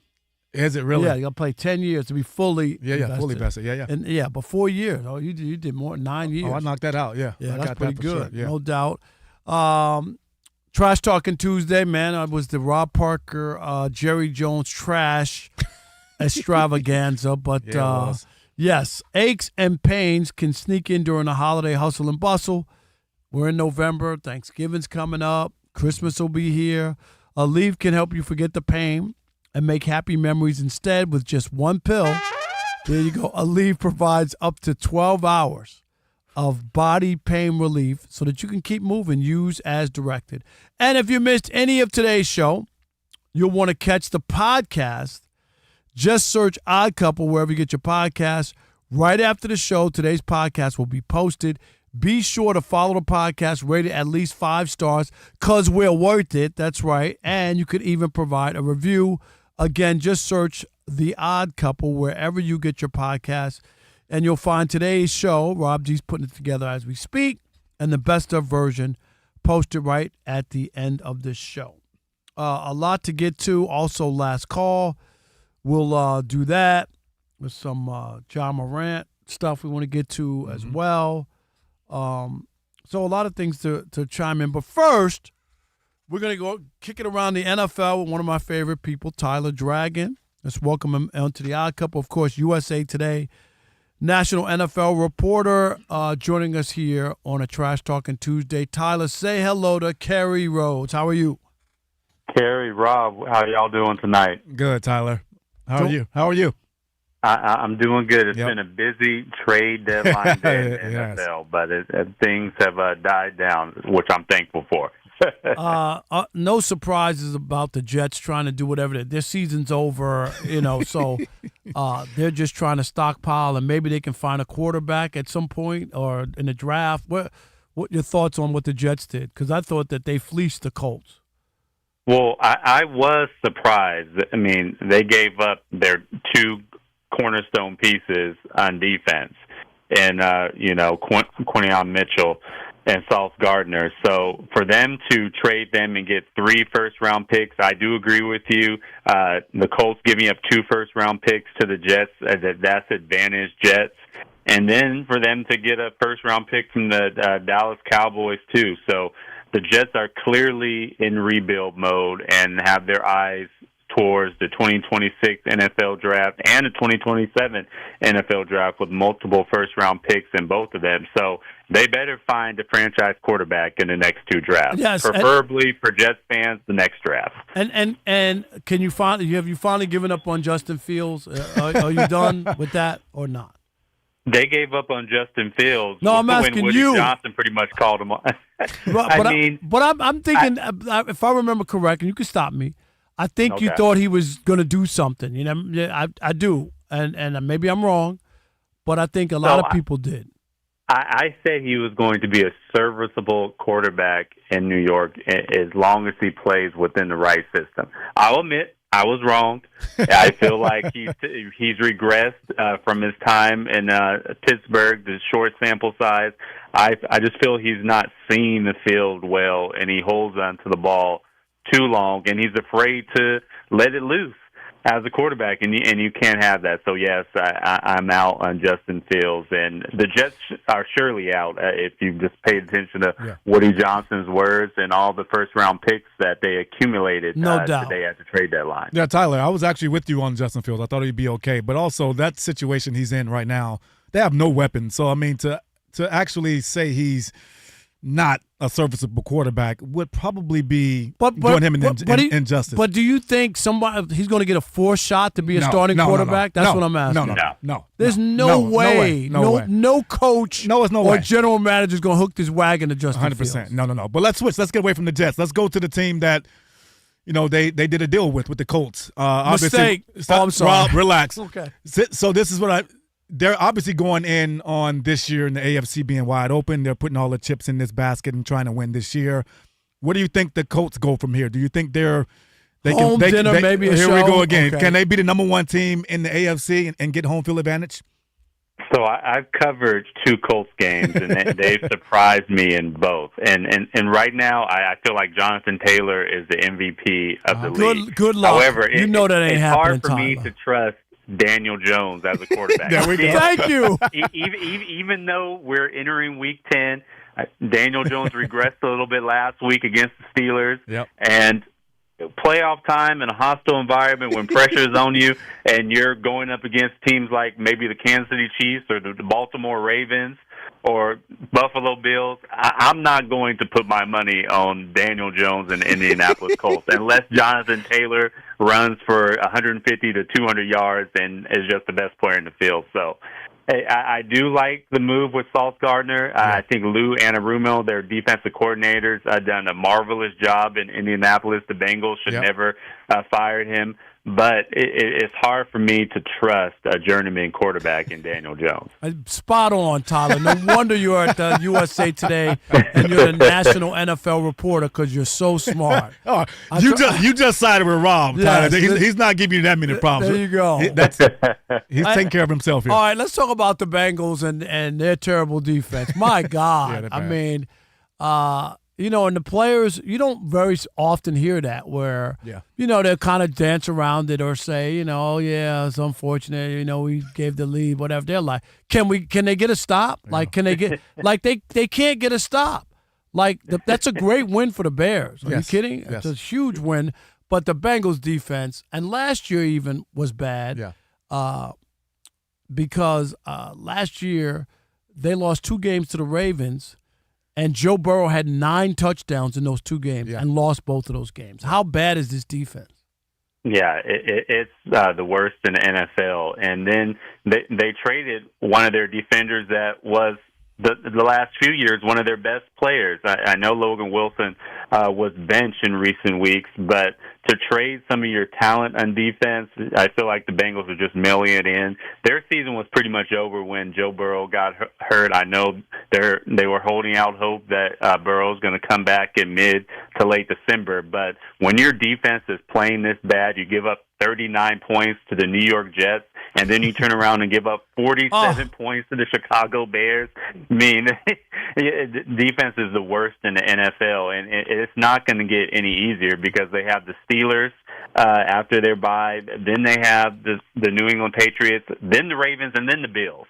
So I can see their defense giving up 30, 40 points the next 4 or 5 games, unfortunately for the Bengals. And I really do think they made a mistake, and I said it before, by firing Lou Anarumo. I feel like he's one of the best defensive coordinators in all of football, and he was a scapegoat last year in Cincinnati. And so now the Bengals just have to live with the consequences. They don't have Joe Burrow, which was pretty much disastrous, and now their defense really can't stop a nosebleed, and it's showing. Our guest is Tyler Dragon from USA Today. He's a national NFL reporter. All right, Tyler. So I think this has been a league of, I think, mediocre play, in my opinion. I don't think there's a team that stands out or I'm calling the favorite right now. If you had to pick a Super Bowl right now, an NFC representative and an AFC representative, which route would you go right now at this moment in the season? I'm going to say the Eagles are the clear favorite in the NFC. I like what they did at the trade deadline. I think Jair Alexander is going to perform well in Philadelphia. The AFC is wide open. Yep.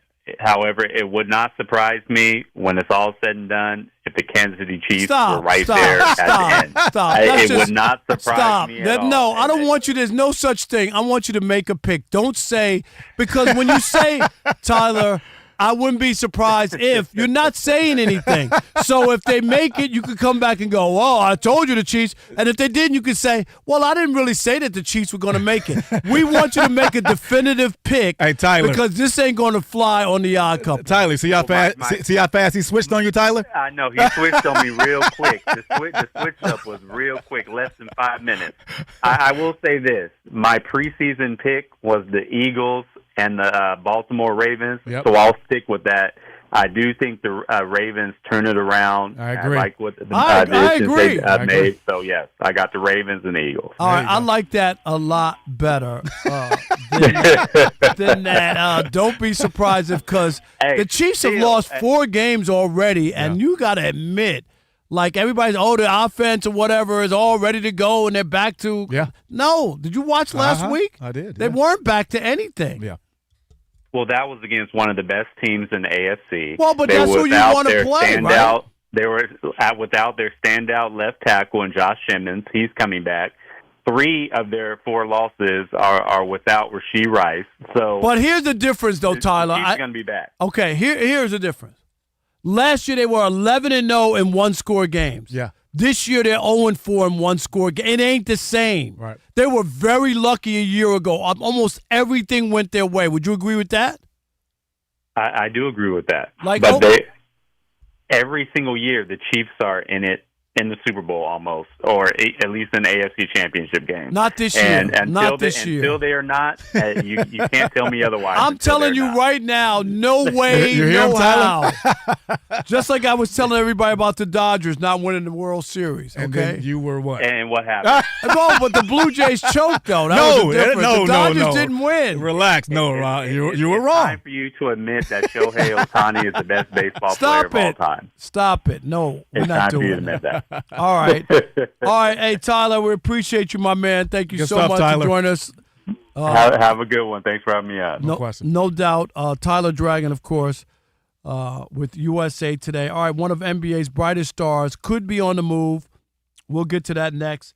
It is the Odd Couple here on a Trash Talking Tuesday. Rob Parker, Kerry Rhodes, right here on Fox Sports Radio. Stick and stay. Because Rob Parker's about to dulcetly tone you in the USA. Hey, everyone. This is Rob Parker from The Odd Couple. You fixed your diet, dialed in your sleep, climbed the ladder at work, but your ED, that's the tough one. For everything else, we've got the morning routine, the supplements, standing desk. You've optimized everything. Well, almost everything.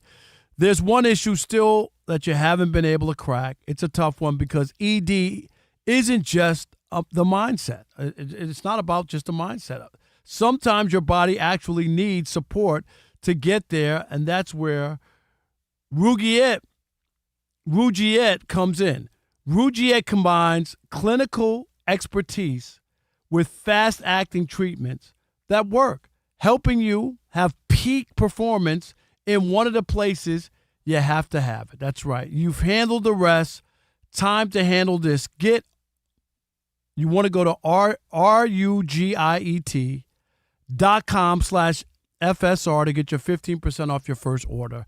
That's rugiet.com/FSR. Rugiet. Get back to the moments that matter. Compounded drugs are permitted to be prescribed under federal law, but are not FDA approved and do not undergo FDA safety, effectiveness, or manufacturing review. Visit the Rugiet website for fully safety information.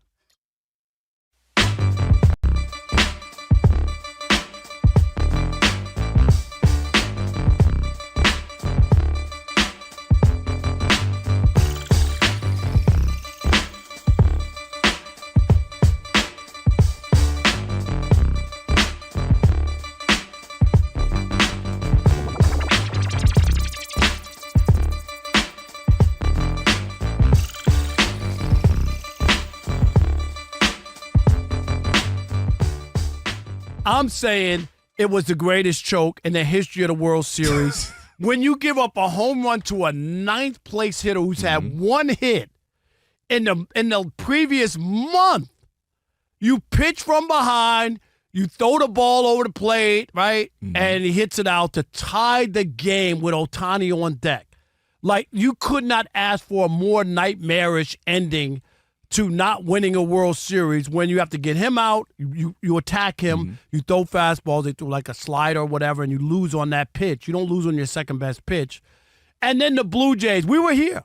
We talked 7th, 8th.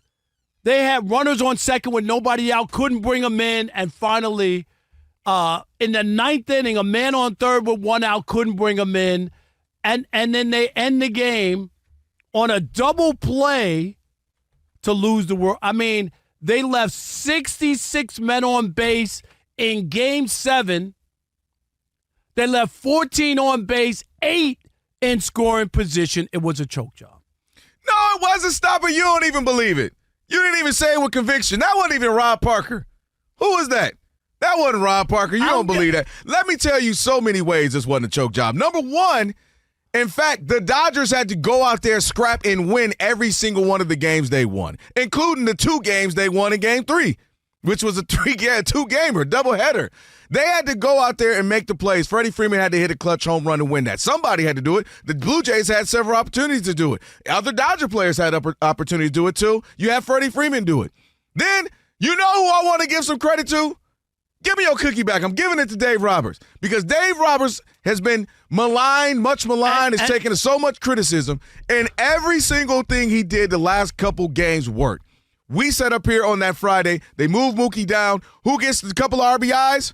Mookie. You start talking about move Andy Paez. We talked about it again on Friday. Been struggling. What are you going to do? You move him out. Miggy comes in. He hits the home run. Andy Paez comes back in the game defensively, makes one of the greatest clutch catches you've ever seen. What was so great about it? Because if he that didn't leave his feet or dive for the ball, all he did was outstretch the other guy. All he did was collide in front of his players under a pressure moment. On, man. And he hadn't been playing. He was above the guy. Out of it. Did they crash into each other? Because the other dude ducked. He like, oh shoot, and he ducked. It was because of what the situation it was. It wasn't the catch. He didn't jump over the fence. Right, exactly. A pressurized game. If you drop that, it's a wrap. It's a game's over. He's a major league outfield. Miggy Rojas hits the home run. Then he makes the play to get out Will Smith, who, by the way, is quietly, just people forgetting about him. He has his foot on base, gets him out. Then he hits the game-winning home run that nobody even talked about because of Rojas' game-tying one. Well, because nobody could believe that you could allow a ninth-place hitter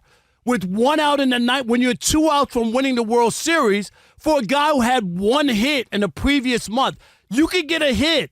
You can't give up a home run in that spot. And why is that? Why is that on the pitching, not on Rojas for making a great play? No, and that's what the Dodgers did the whole entire season. Here's the problem. The last 2 games in Toronto both ended on double plays where a ball goes to left field and the guy on second base runs off the base and gets doubled up on a ball that wasn't going to drop. And that was a mistake. I'm glad you brought that up. You know what happens? That was a mistake. You know what happens when teams play the Chiefs in the postseason, Yeah, when they all play right. the Patriots, No, when they play the Warriors? No. When you play champions, they see when you played the Spurs all those years, they seem to find a way to panic, to not be themselves, to freak out, to lose sight of what they're doing. Look at happens the numbers. all the time. What did the Dodgers bat in this World Series? 206, I believe it was. 203. Okay? Left 55 guys on base. Even Shohei, as much as people wanted to crown him, what did he do? He gave up 7 earned runs in his 2 starts in the World Series, 7 earned runs in 12 innings. Not stellar, 4.43 ERA, which isn't great. I'm just saying, none of your guys, Mookie had 3 hits in the World Series. And what do I keep telling you? With Freddie, no power, had 1 home run. All I'm saying to you is it was lucky. There was nothing luck about that. That parade you today. You can't be the lucky team who dominates. You can. You can't be the lucky team that sweeps the best team in baseball, the Milwaukee Brewers, who beats the Phillies. The Phillies were the odds on to win the World Series when we came into this thing. That has nothing to do with anything. And you beat them. You sweep the Milwaukee Brewers, the best team in baseball, and then you go up against a great team in the Blue Jays, and it takes you to an amazing, great 7. And why can't it just be that it was a great World Series, period? Why has it got to be that they choked it away? All I'm going to say to you is today's parade should have been at the North Pole because that was a Christmas gift from the Blue Jays. Man, they went out there and stole that thing time and time again. Gift wrap. The Blue Jays could have won Game 3. A gift wrap. The longest game ever. Did they? No.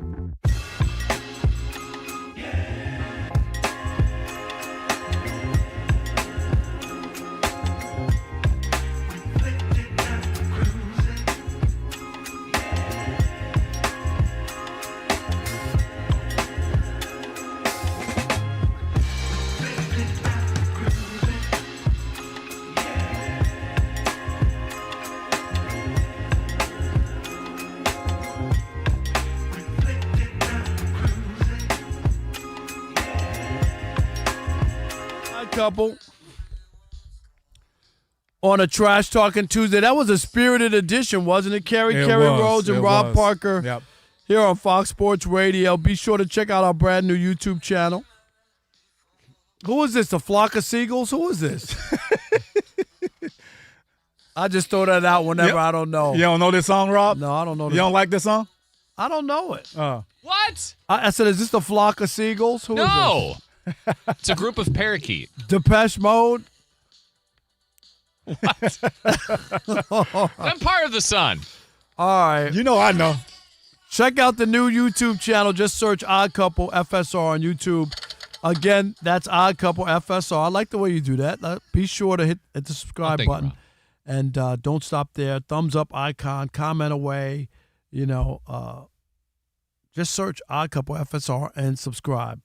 Rob G, Ja Morant, where his career, he was supposed to, let's be honest. Like, there was talk about face of the league, right? Am I right? Yeah. Like he was of that ilk. Oh, my God. Mm-hmm. Look at this guy. How good he is. All the gun stuff and all this. And now here he is, 26 years old, Rob G. And he delivered to me a bombshell. Yeah, so he just got suspended by the team for 1 game for contract detrimental. And if you'll recall, they were up by like 15 points at half against the Lakers. Something happened during halftime because he came out of the second half standing around, moping around, had no interest in playing at all. The Lakers ended up coming back and winning that game. Yeah. After the game, reporters asked, like, hey, what happened there the second half? He says, go ask the coaching staff. Yep. And then at one point, they was asked, what could the team have done differently in the second half to prevent blowing that lead? He says, according to them, probably don't play me, honestly. That's basically the message was afterwards. That's cool. So they suspend him. He comes back last night, has 18-10 in a loss to Detroit. After the game, the reporter's asking him more questions, being very short, not really answering anything. At one point, a reporter asked him, hey, Ja, do you feel like you still have your usual joy for the game of basketball? No, period. Kerry, you know what? Yeah. If I'm ownership, GM, I got to make a trade. Even if I got to take pennies on the dollar, I can't. A 26-year-old Rob G, how much does he make? $40 million? right? Roughly, can you find out? But a 26-year-old in Memphis, Tennessee, making that kind of loop, playing basketball, and he's really good at it. Yes. 39.4. I was real close. 40, right? 39.4. Uh-huh. And he looks you dead in the face and say that he doesn't have joy in playing basketball. He can't be on my team. Yeah. I'm sorry. I don't think I'm being harsh. You could be upset, whatever, to say that you don't have joy to play basketball for a living and wear an NBA uniform and all that. I think I just think it's time to make a move. Yeah, the joy part is squarely placed on him. He was having joy. He was playing well. He was a high flyer. His team was in the playoffs. He was making comments a couple of years ago, we're good in the West. Like, we saw that joy, and it was infectious. Like, we all wanted him to do well. Yes. But the joy, losing the joy part of it is self-inflicted. The team didn't do anything to him. He's put himself in this situation with the stuff off the court, and now he's on the court. Even when he's playing, he can't stay healthy at this point. And so there are reasons for him saying that. But as the leader of the team, leader of a franchise, you cannot make those comments and expect everything to be okay. I just don't know how. I'm serious. Like, if I'm on a team and this dude is saying he don't have any joy playing, I'm following him. No, that's the point. Like, and he's the leader. You cannot say that. And you cannot be on the court doing what he did against the Lakers. Right. Pouting. That's pouting. That's a kid. You're a 9-year-old. That's a kid moving for him. You're a professional basketball player. Man. Yeah, I agree with you on that. I would trade him as well. But again, I don't even think the trade market is hot right now for Ja Morant. I think a lot of people are catching up to what we're talking about right now. But there's somebody. There's always somebody. Like, people, I've heard forever. Oh, you can't trade James Harden's contract. Yeah, oh, yes, you can. You can. Yeah. You can't trade this guy. You can't. Who's the guy I'm thinking about? Bradley Beal in Washington. Oh, nobody will touch that. The Phoenix Suns touched it, right? And now where is he? They traded him again. Clippers. He's in the Clippers. The Clippers. Yeah. So the idea that you can't move people or whatever, and with Ja, at least you know he's talented. Now, you're a GM or a team, you're taking a big shot, a big chance. Rob, it's crazy to say, but right now, he's 26. He's been injured so much, I don't even know if he still has the same athletic ability right now. And so for the decline to be that way for Ja Morant and not be as explosive at the moment, he can't shoot. He's not a consistent shooter yet. So, like, as a team that wanted to trade for him, what are you trading for him for? You're trading that he's just very unhappy and not playing up to the best of his ability. And you can get it out of him. And we'll get it out of him because he'll be happy to leave that place that he feels like everybody's against him. Now he's going to be at that place, and it's going to be something that goes wrong, and he's not going to be happy again. I'm with you. Okay. And that's the chance you take. Yeah. If you're a downtrodden organization and got really nothing else cooking, do you know what I mean? Yeah. Like, if you're, I don't know, I don't want to just be throwing out teams, but there's some teams. I'll just the Wizards. The Wizards. How about Brooklyn now? Where they have like a lot of these young players. They don't have anybody. Like seriously, they haven't even won a game yet, right? Rob G, have they won a game? They haven't. No. Yeah. So what you got? Just a question for you, because you say you want to trade Ja Morant, and I get it, right? Because he's been suspended now a couple of times. Just a quick backstory if you don't remember. First suspended in March 2023 for 8 games for going on Instagram Live flashing a gun. Yeah. And then he did it again, and that's when he got suspended for 25 games. So he didn't really learn his lesson at that point.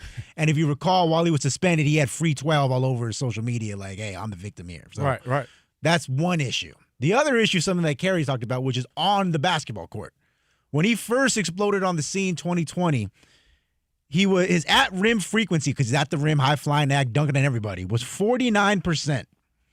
This season, Ja Morant, at rim frequency, 28%. Mm-hmm. Yeah, so he does not attack the rim like he used to. Right, and I'm not disputing that. Kerry, you were right on the numbers. Well, here's the other problem. But I'm not convinced that he's doing it because he can't do it and he doesn't want to do it. Well, okay, so if that's true, that's fine. Okay. Here's the other thing he can't do. If he's not going to attack the rim, then you better be able to shoot. Right? Well, he can't shoot. Well, he's shooting 14% from 3, Rob. Exactly. No, Russell Westbrook's like, damn, that dude sucks. I'm with you. Ronnie James is shooting better than 14% from 3, Rob. I'm not disputing it, but you get my point. If If you want to get butts in the seats. Right. But I'm saying, and if you don't want to do what you do best, right, so you kind of shy away from that to kind of have a downtrodden kind of game to punish the franchise. We're not winning. Okay, well, I'm doing what I got to do. I'm just saying, you remember the famous Kobe shooting too much against the Suns. You know that. And what did he do in that game? He didn't shoot the the late ball. great. Yeah. He played hot potato, right? He basically was like, oh, okay, you're complaining about me shooting. Okay, here you go. Yeah. Smush Parker, you shoot. Yeah. Or whoever it was. It was Smush, yeah. Right? Mm-hmm. And that didn't turn out well.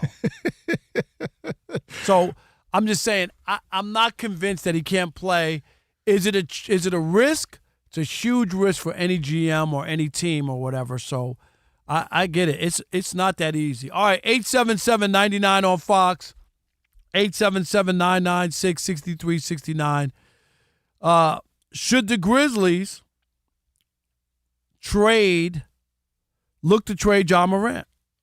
We'll continue that conversation next with you. It is The Odd Couple.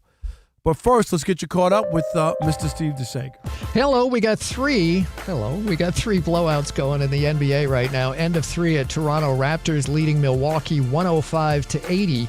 Philadelphia is ahead at Chicago 87-65 as they approach mid-third quarter. Tyrese Maxey with 27 points. Halftime at Atlanta Hawks 64-47 over Orlando.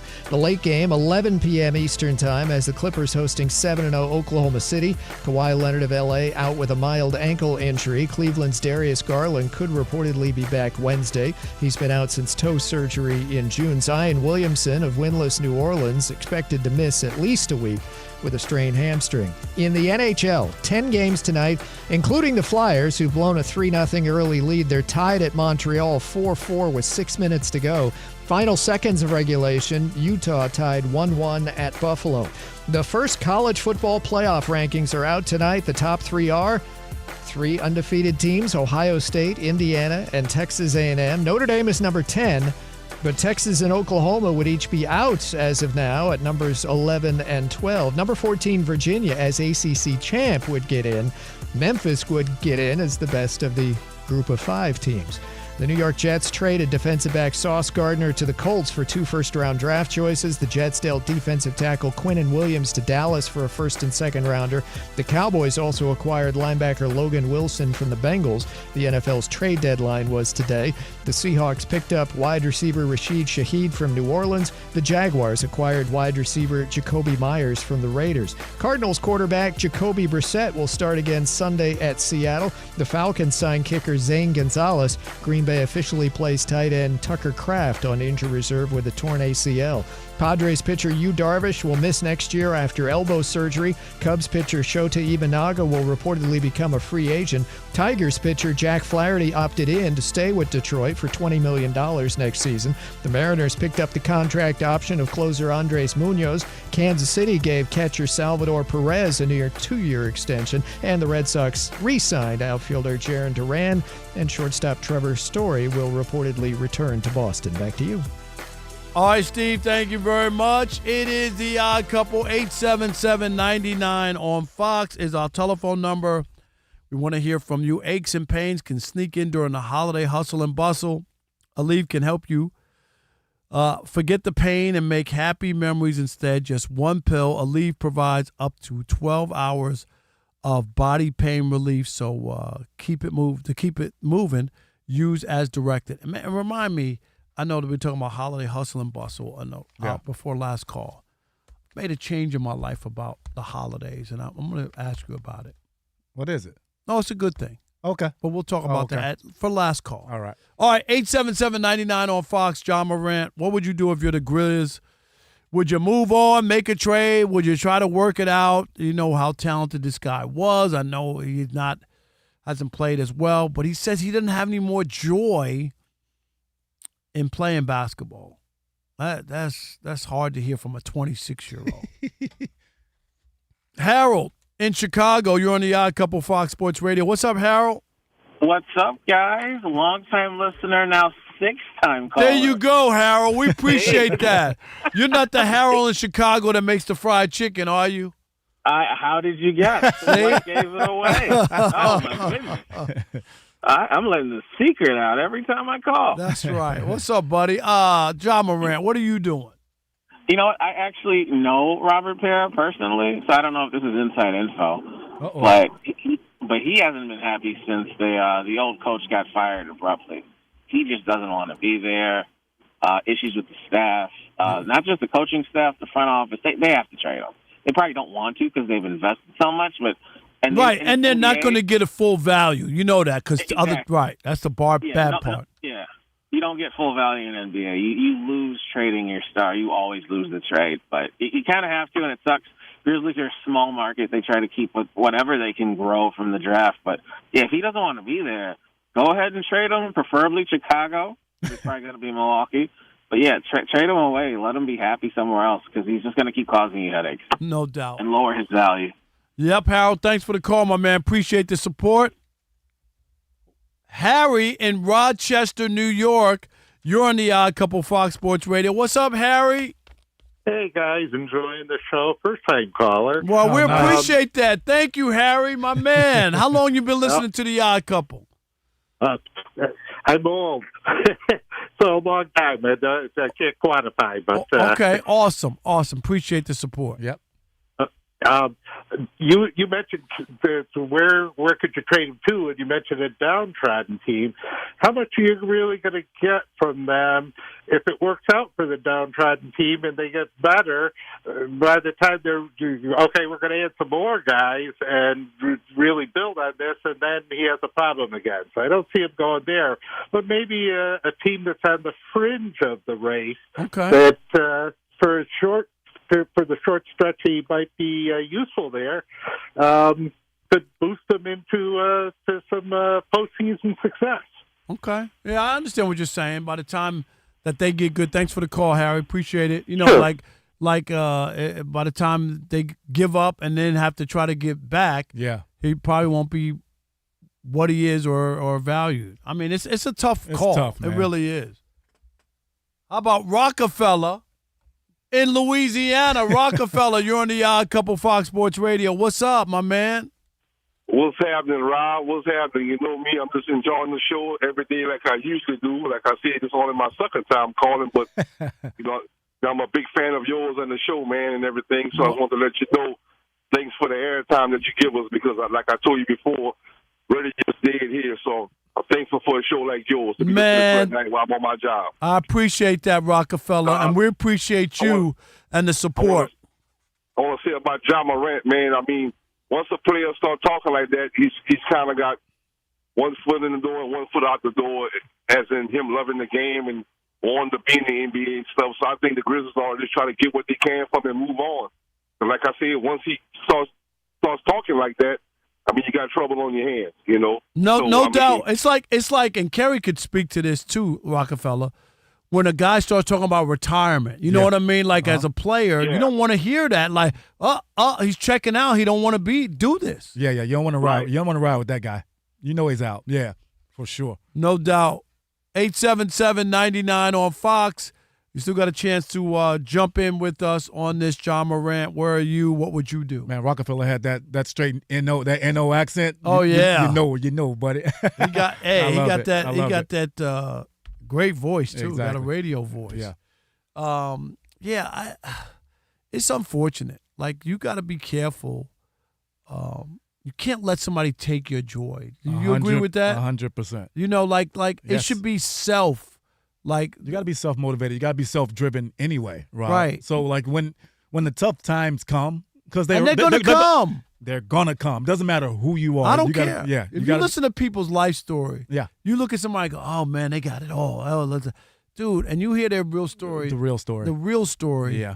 It's hard, man. And there's those peaks and valleys and good days and bad days. It's just not that easy. Man, you're 26 years old, make a lot of money. The star of an NBA team. Like, my joy cannot be taken. No, you can't take my joy. know? I don't care how bad things are right now. Yeah. Right. Jackie in Oregon, you're on the Odd Couple Fox Sports Radio. What's up, Jackie? Hey, guys. First-time caller. Hey, Jackie. Oh, long time. Oh, Hey, Jackie, thank you. That means a lot for the Odd Couple. We appreciate you. Thank you.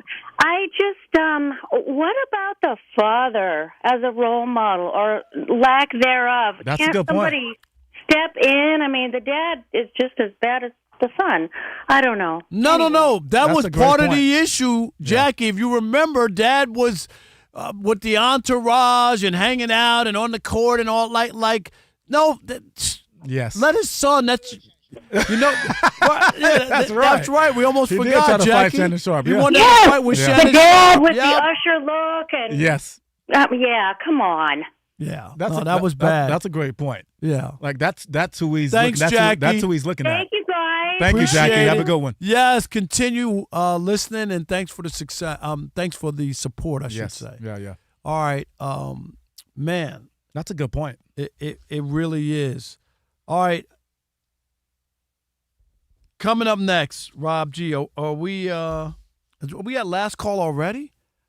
It kind of threw me here because of the way we because of the way we changed it with Tyler at the top of the hour. I think he misremembers. Yeah, I sure do misremember. Misremember. All right, coming up, I mean, we're going to talk about Tom Brady, and then my change for the holidays. That's right. I want to know that. Yes. And it's last call time. Also on the Odd Couple, 877-99 on Fox for last call if you want to get in. It is the Odd Couple, Rob Parker, Kerry Rhodes, right here on Fox Sports Radio. Stick and stay. Hold on. What day is it again? I the US know. of A? I don't have no idea. It's last call.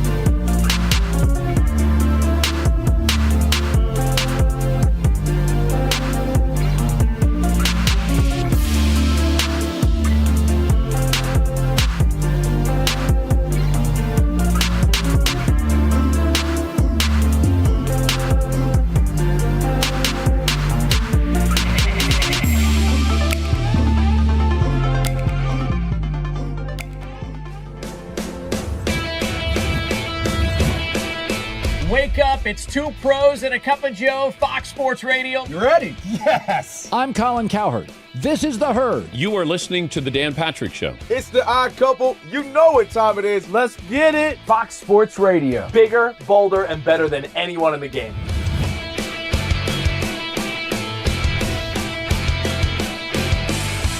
Fox Sports Radio is the #1 sports audio network. Diverse, fun, entertaining, and... We are Fox Sports!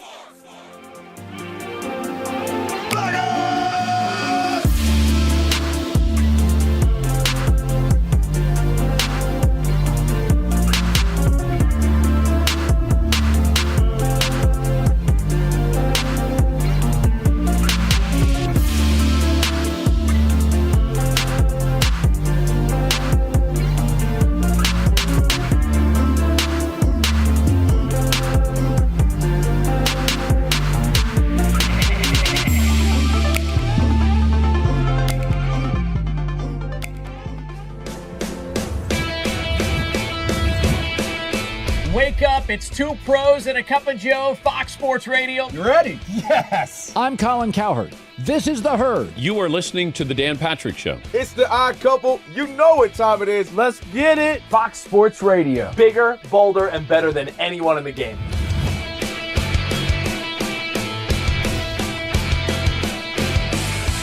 Fox Sports Radio is the #1 sports audio network. Diverse, fun, entertaining, and driven by the big sports topics of the day. They had to bolster the offensive line, which they did. You finally said something right. Congratulations. That game was incredible. You are wrong. You could take that trash somewhere else. Wham!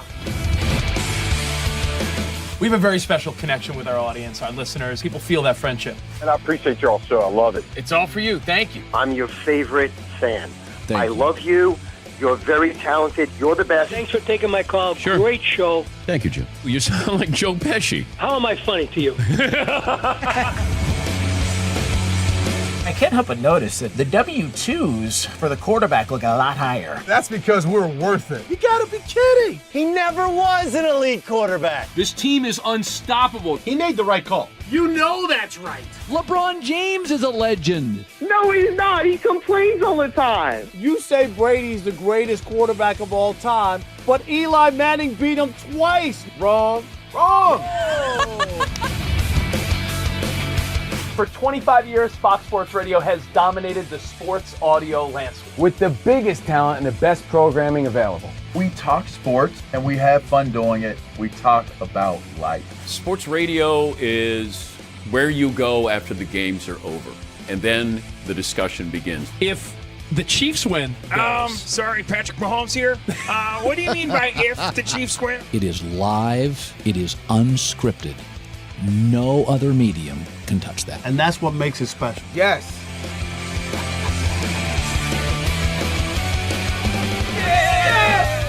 Who wants some? Bigger, bolder, better. We are Fox Sports Radio. Yeah. It is the Odd Couple on Power 105. On Fox Sports Radio. What you say? Rob Parker, Kerry Rhodes, former All-Pro, safety in the NFL, of course, on Fox Sports Radio on the weekends here. Getting a new job can be much easier with Express Employment Professionals. With Express, you'll have a local connection to the job market. Get started at expresspros.com to find a location near you. That's www.expresspros.com. You know what, Kerry? It's time for last call. This is the last call.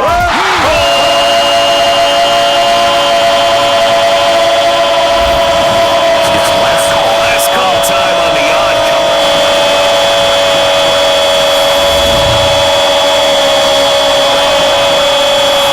You got a tissue for me? Man. All right.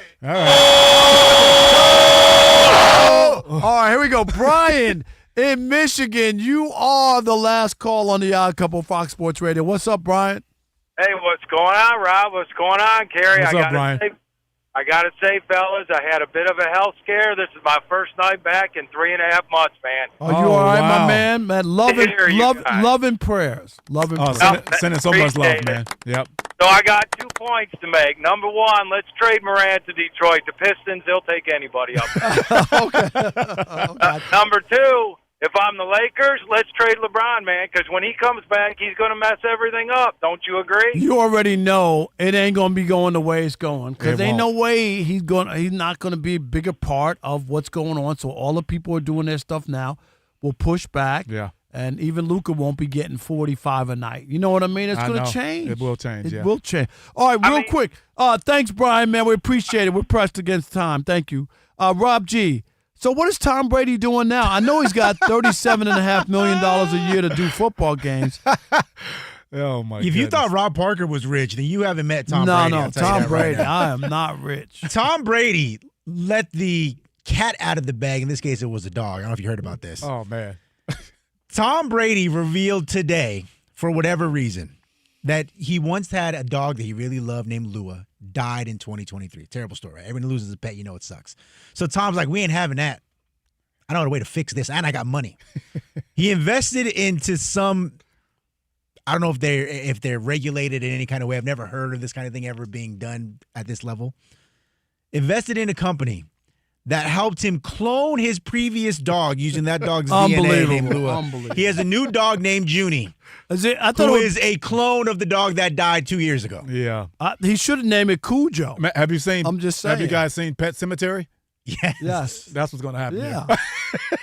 I'm sorry. What is he that doing? That sounds creepy. It's creepy. You lost the dog. I understand it. More than the dog, more than the memories, that personality of the dog. I don't know. But if you're going to clone him, why don't you name him the same name as the other one? Why is it a different name? Yeah, that's You know a what good I mean? point, too. I don't get it. It's just weird. It's weird. I don't understand. Yeah. And why is he talking about it? Yeah, I wouldn't let anybody know. I wouldn't let anybody know about that. All right, I do want to talk about this though. All right, what you got? You said you had something for the holidays for me. So yeah, I'm changing my, and I want you guys to jump in too. All right, Rob G, Alex, Kerry, so this, I'm convinced is the last year I'm giving out physical Christmas gifts. Like I've come to the end of physical Christmas gifts. You're waving the white flag. Yeah, I've done it. I've always tried to do something special, try to find nice gifts. Yeah. You know, go on the 75% off rack, get a really nice gift for people. They don't have to know I paid 75% off. Well, they know now. Well, I mean, but it's still a nice gift, whether you know or not. Well, like if I go and I'm in Florida and they have like a great sweater, Ralph Lauren. Yeah. But it's Florida. For sure. And it's 75% off. You don't care when you get it. No, of course It's not. just like, wow, this is Ralph Lauren. This is a beautiful sweater. I'm happy to have it. Yeah. Okay. I'm just tired of the buying of the gifts. And you know me, I'm storing stuff all year and all that stuff. So I'm family, friends. I'm going to go gift cards and just, here, go out to a restaurant on me. Go do that. I think I've matured to that point where I'm done. Alex, what do you think? Does that make sense? It makes sense, but I'm a little heartbroken. When Rob Kringle comes around. You already know. You always get, hey, I want you to know that the Odd Couple crew is good at least for the next couple years. There it is, guys. You guys are good. That's awesome. You guys I got so much swag that I already made. We're going to have to get rid of it somehow. Robert, I only got 2 words for you with this story. You know what? I'm serious. Stop it! Don't try to act like you had this epiphany. You know what the real answer is, Kerry? I'm going to pull back the curtain on the radio show. What is RJ? Rob just moved apartments. He don't have the space anymore to store. Oh, I know that. He's like, no, you know what? I just want to give people gift cards, get a gift on Rob, love, Merry Christmas. No, the problem is that extra room that he got no room. He ain't got room no more. So he's like, you know what? This will take up a lot less space. I can fit it all in a drawer instead. It's true. That's his mattress. I know. Downsize his fridge. He said the box mattress because I got one. I'll sell it to you. He said the new one, the box was this big, so I don't know what we're doing. I can't Downsize his TV. I cannot believe like a queen size mattress came in a box that I don't even think it's 12 inches. You know what I mean? Whoa, pause. You should see the box that And Tom... I know what 12 inches looks like, Alex. Let me tell you. Oh, God. You should see the box that Tom Brady's clone dog came in. What we'll leave out in. Oh, man. Rob, it's going to be an end of an era, though. No, I'm ready to stop with the gifts. I still want to get something nice. I'd rather, even my best friend Fred, him and his wife, I'd rather send him a nice gift card, go to a nice steakhouse, and have a nice meal on me. You know what I mean? You can join Chris Broussard and just get out mixtapes. Yeah, no.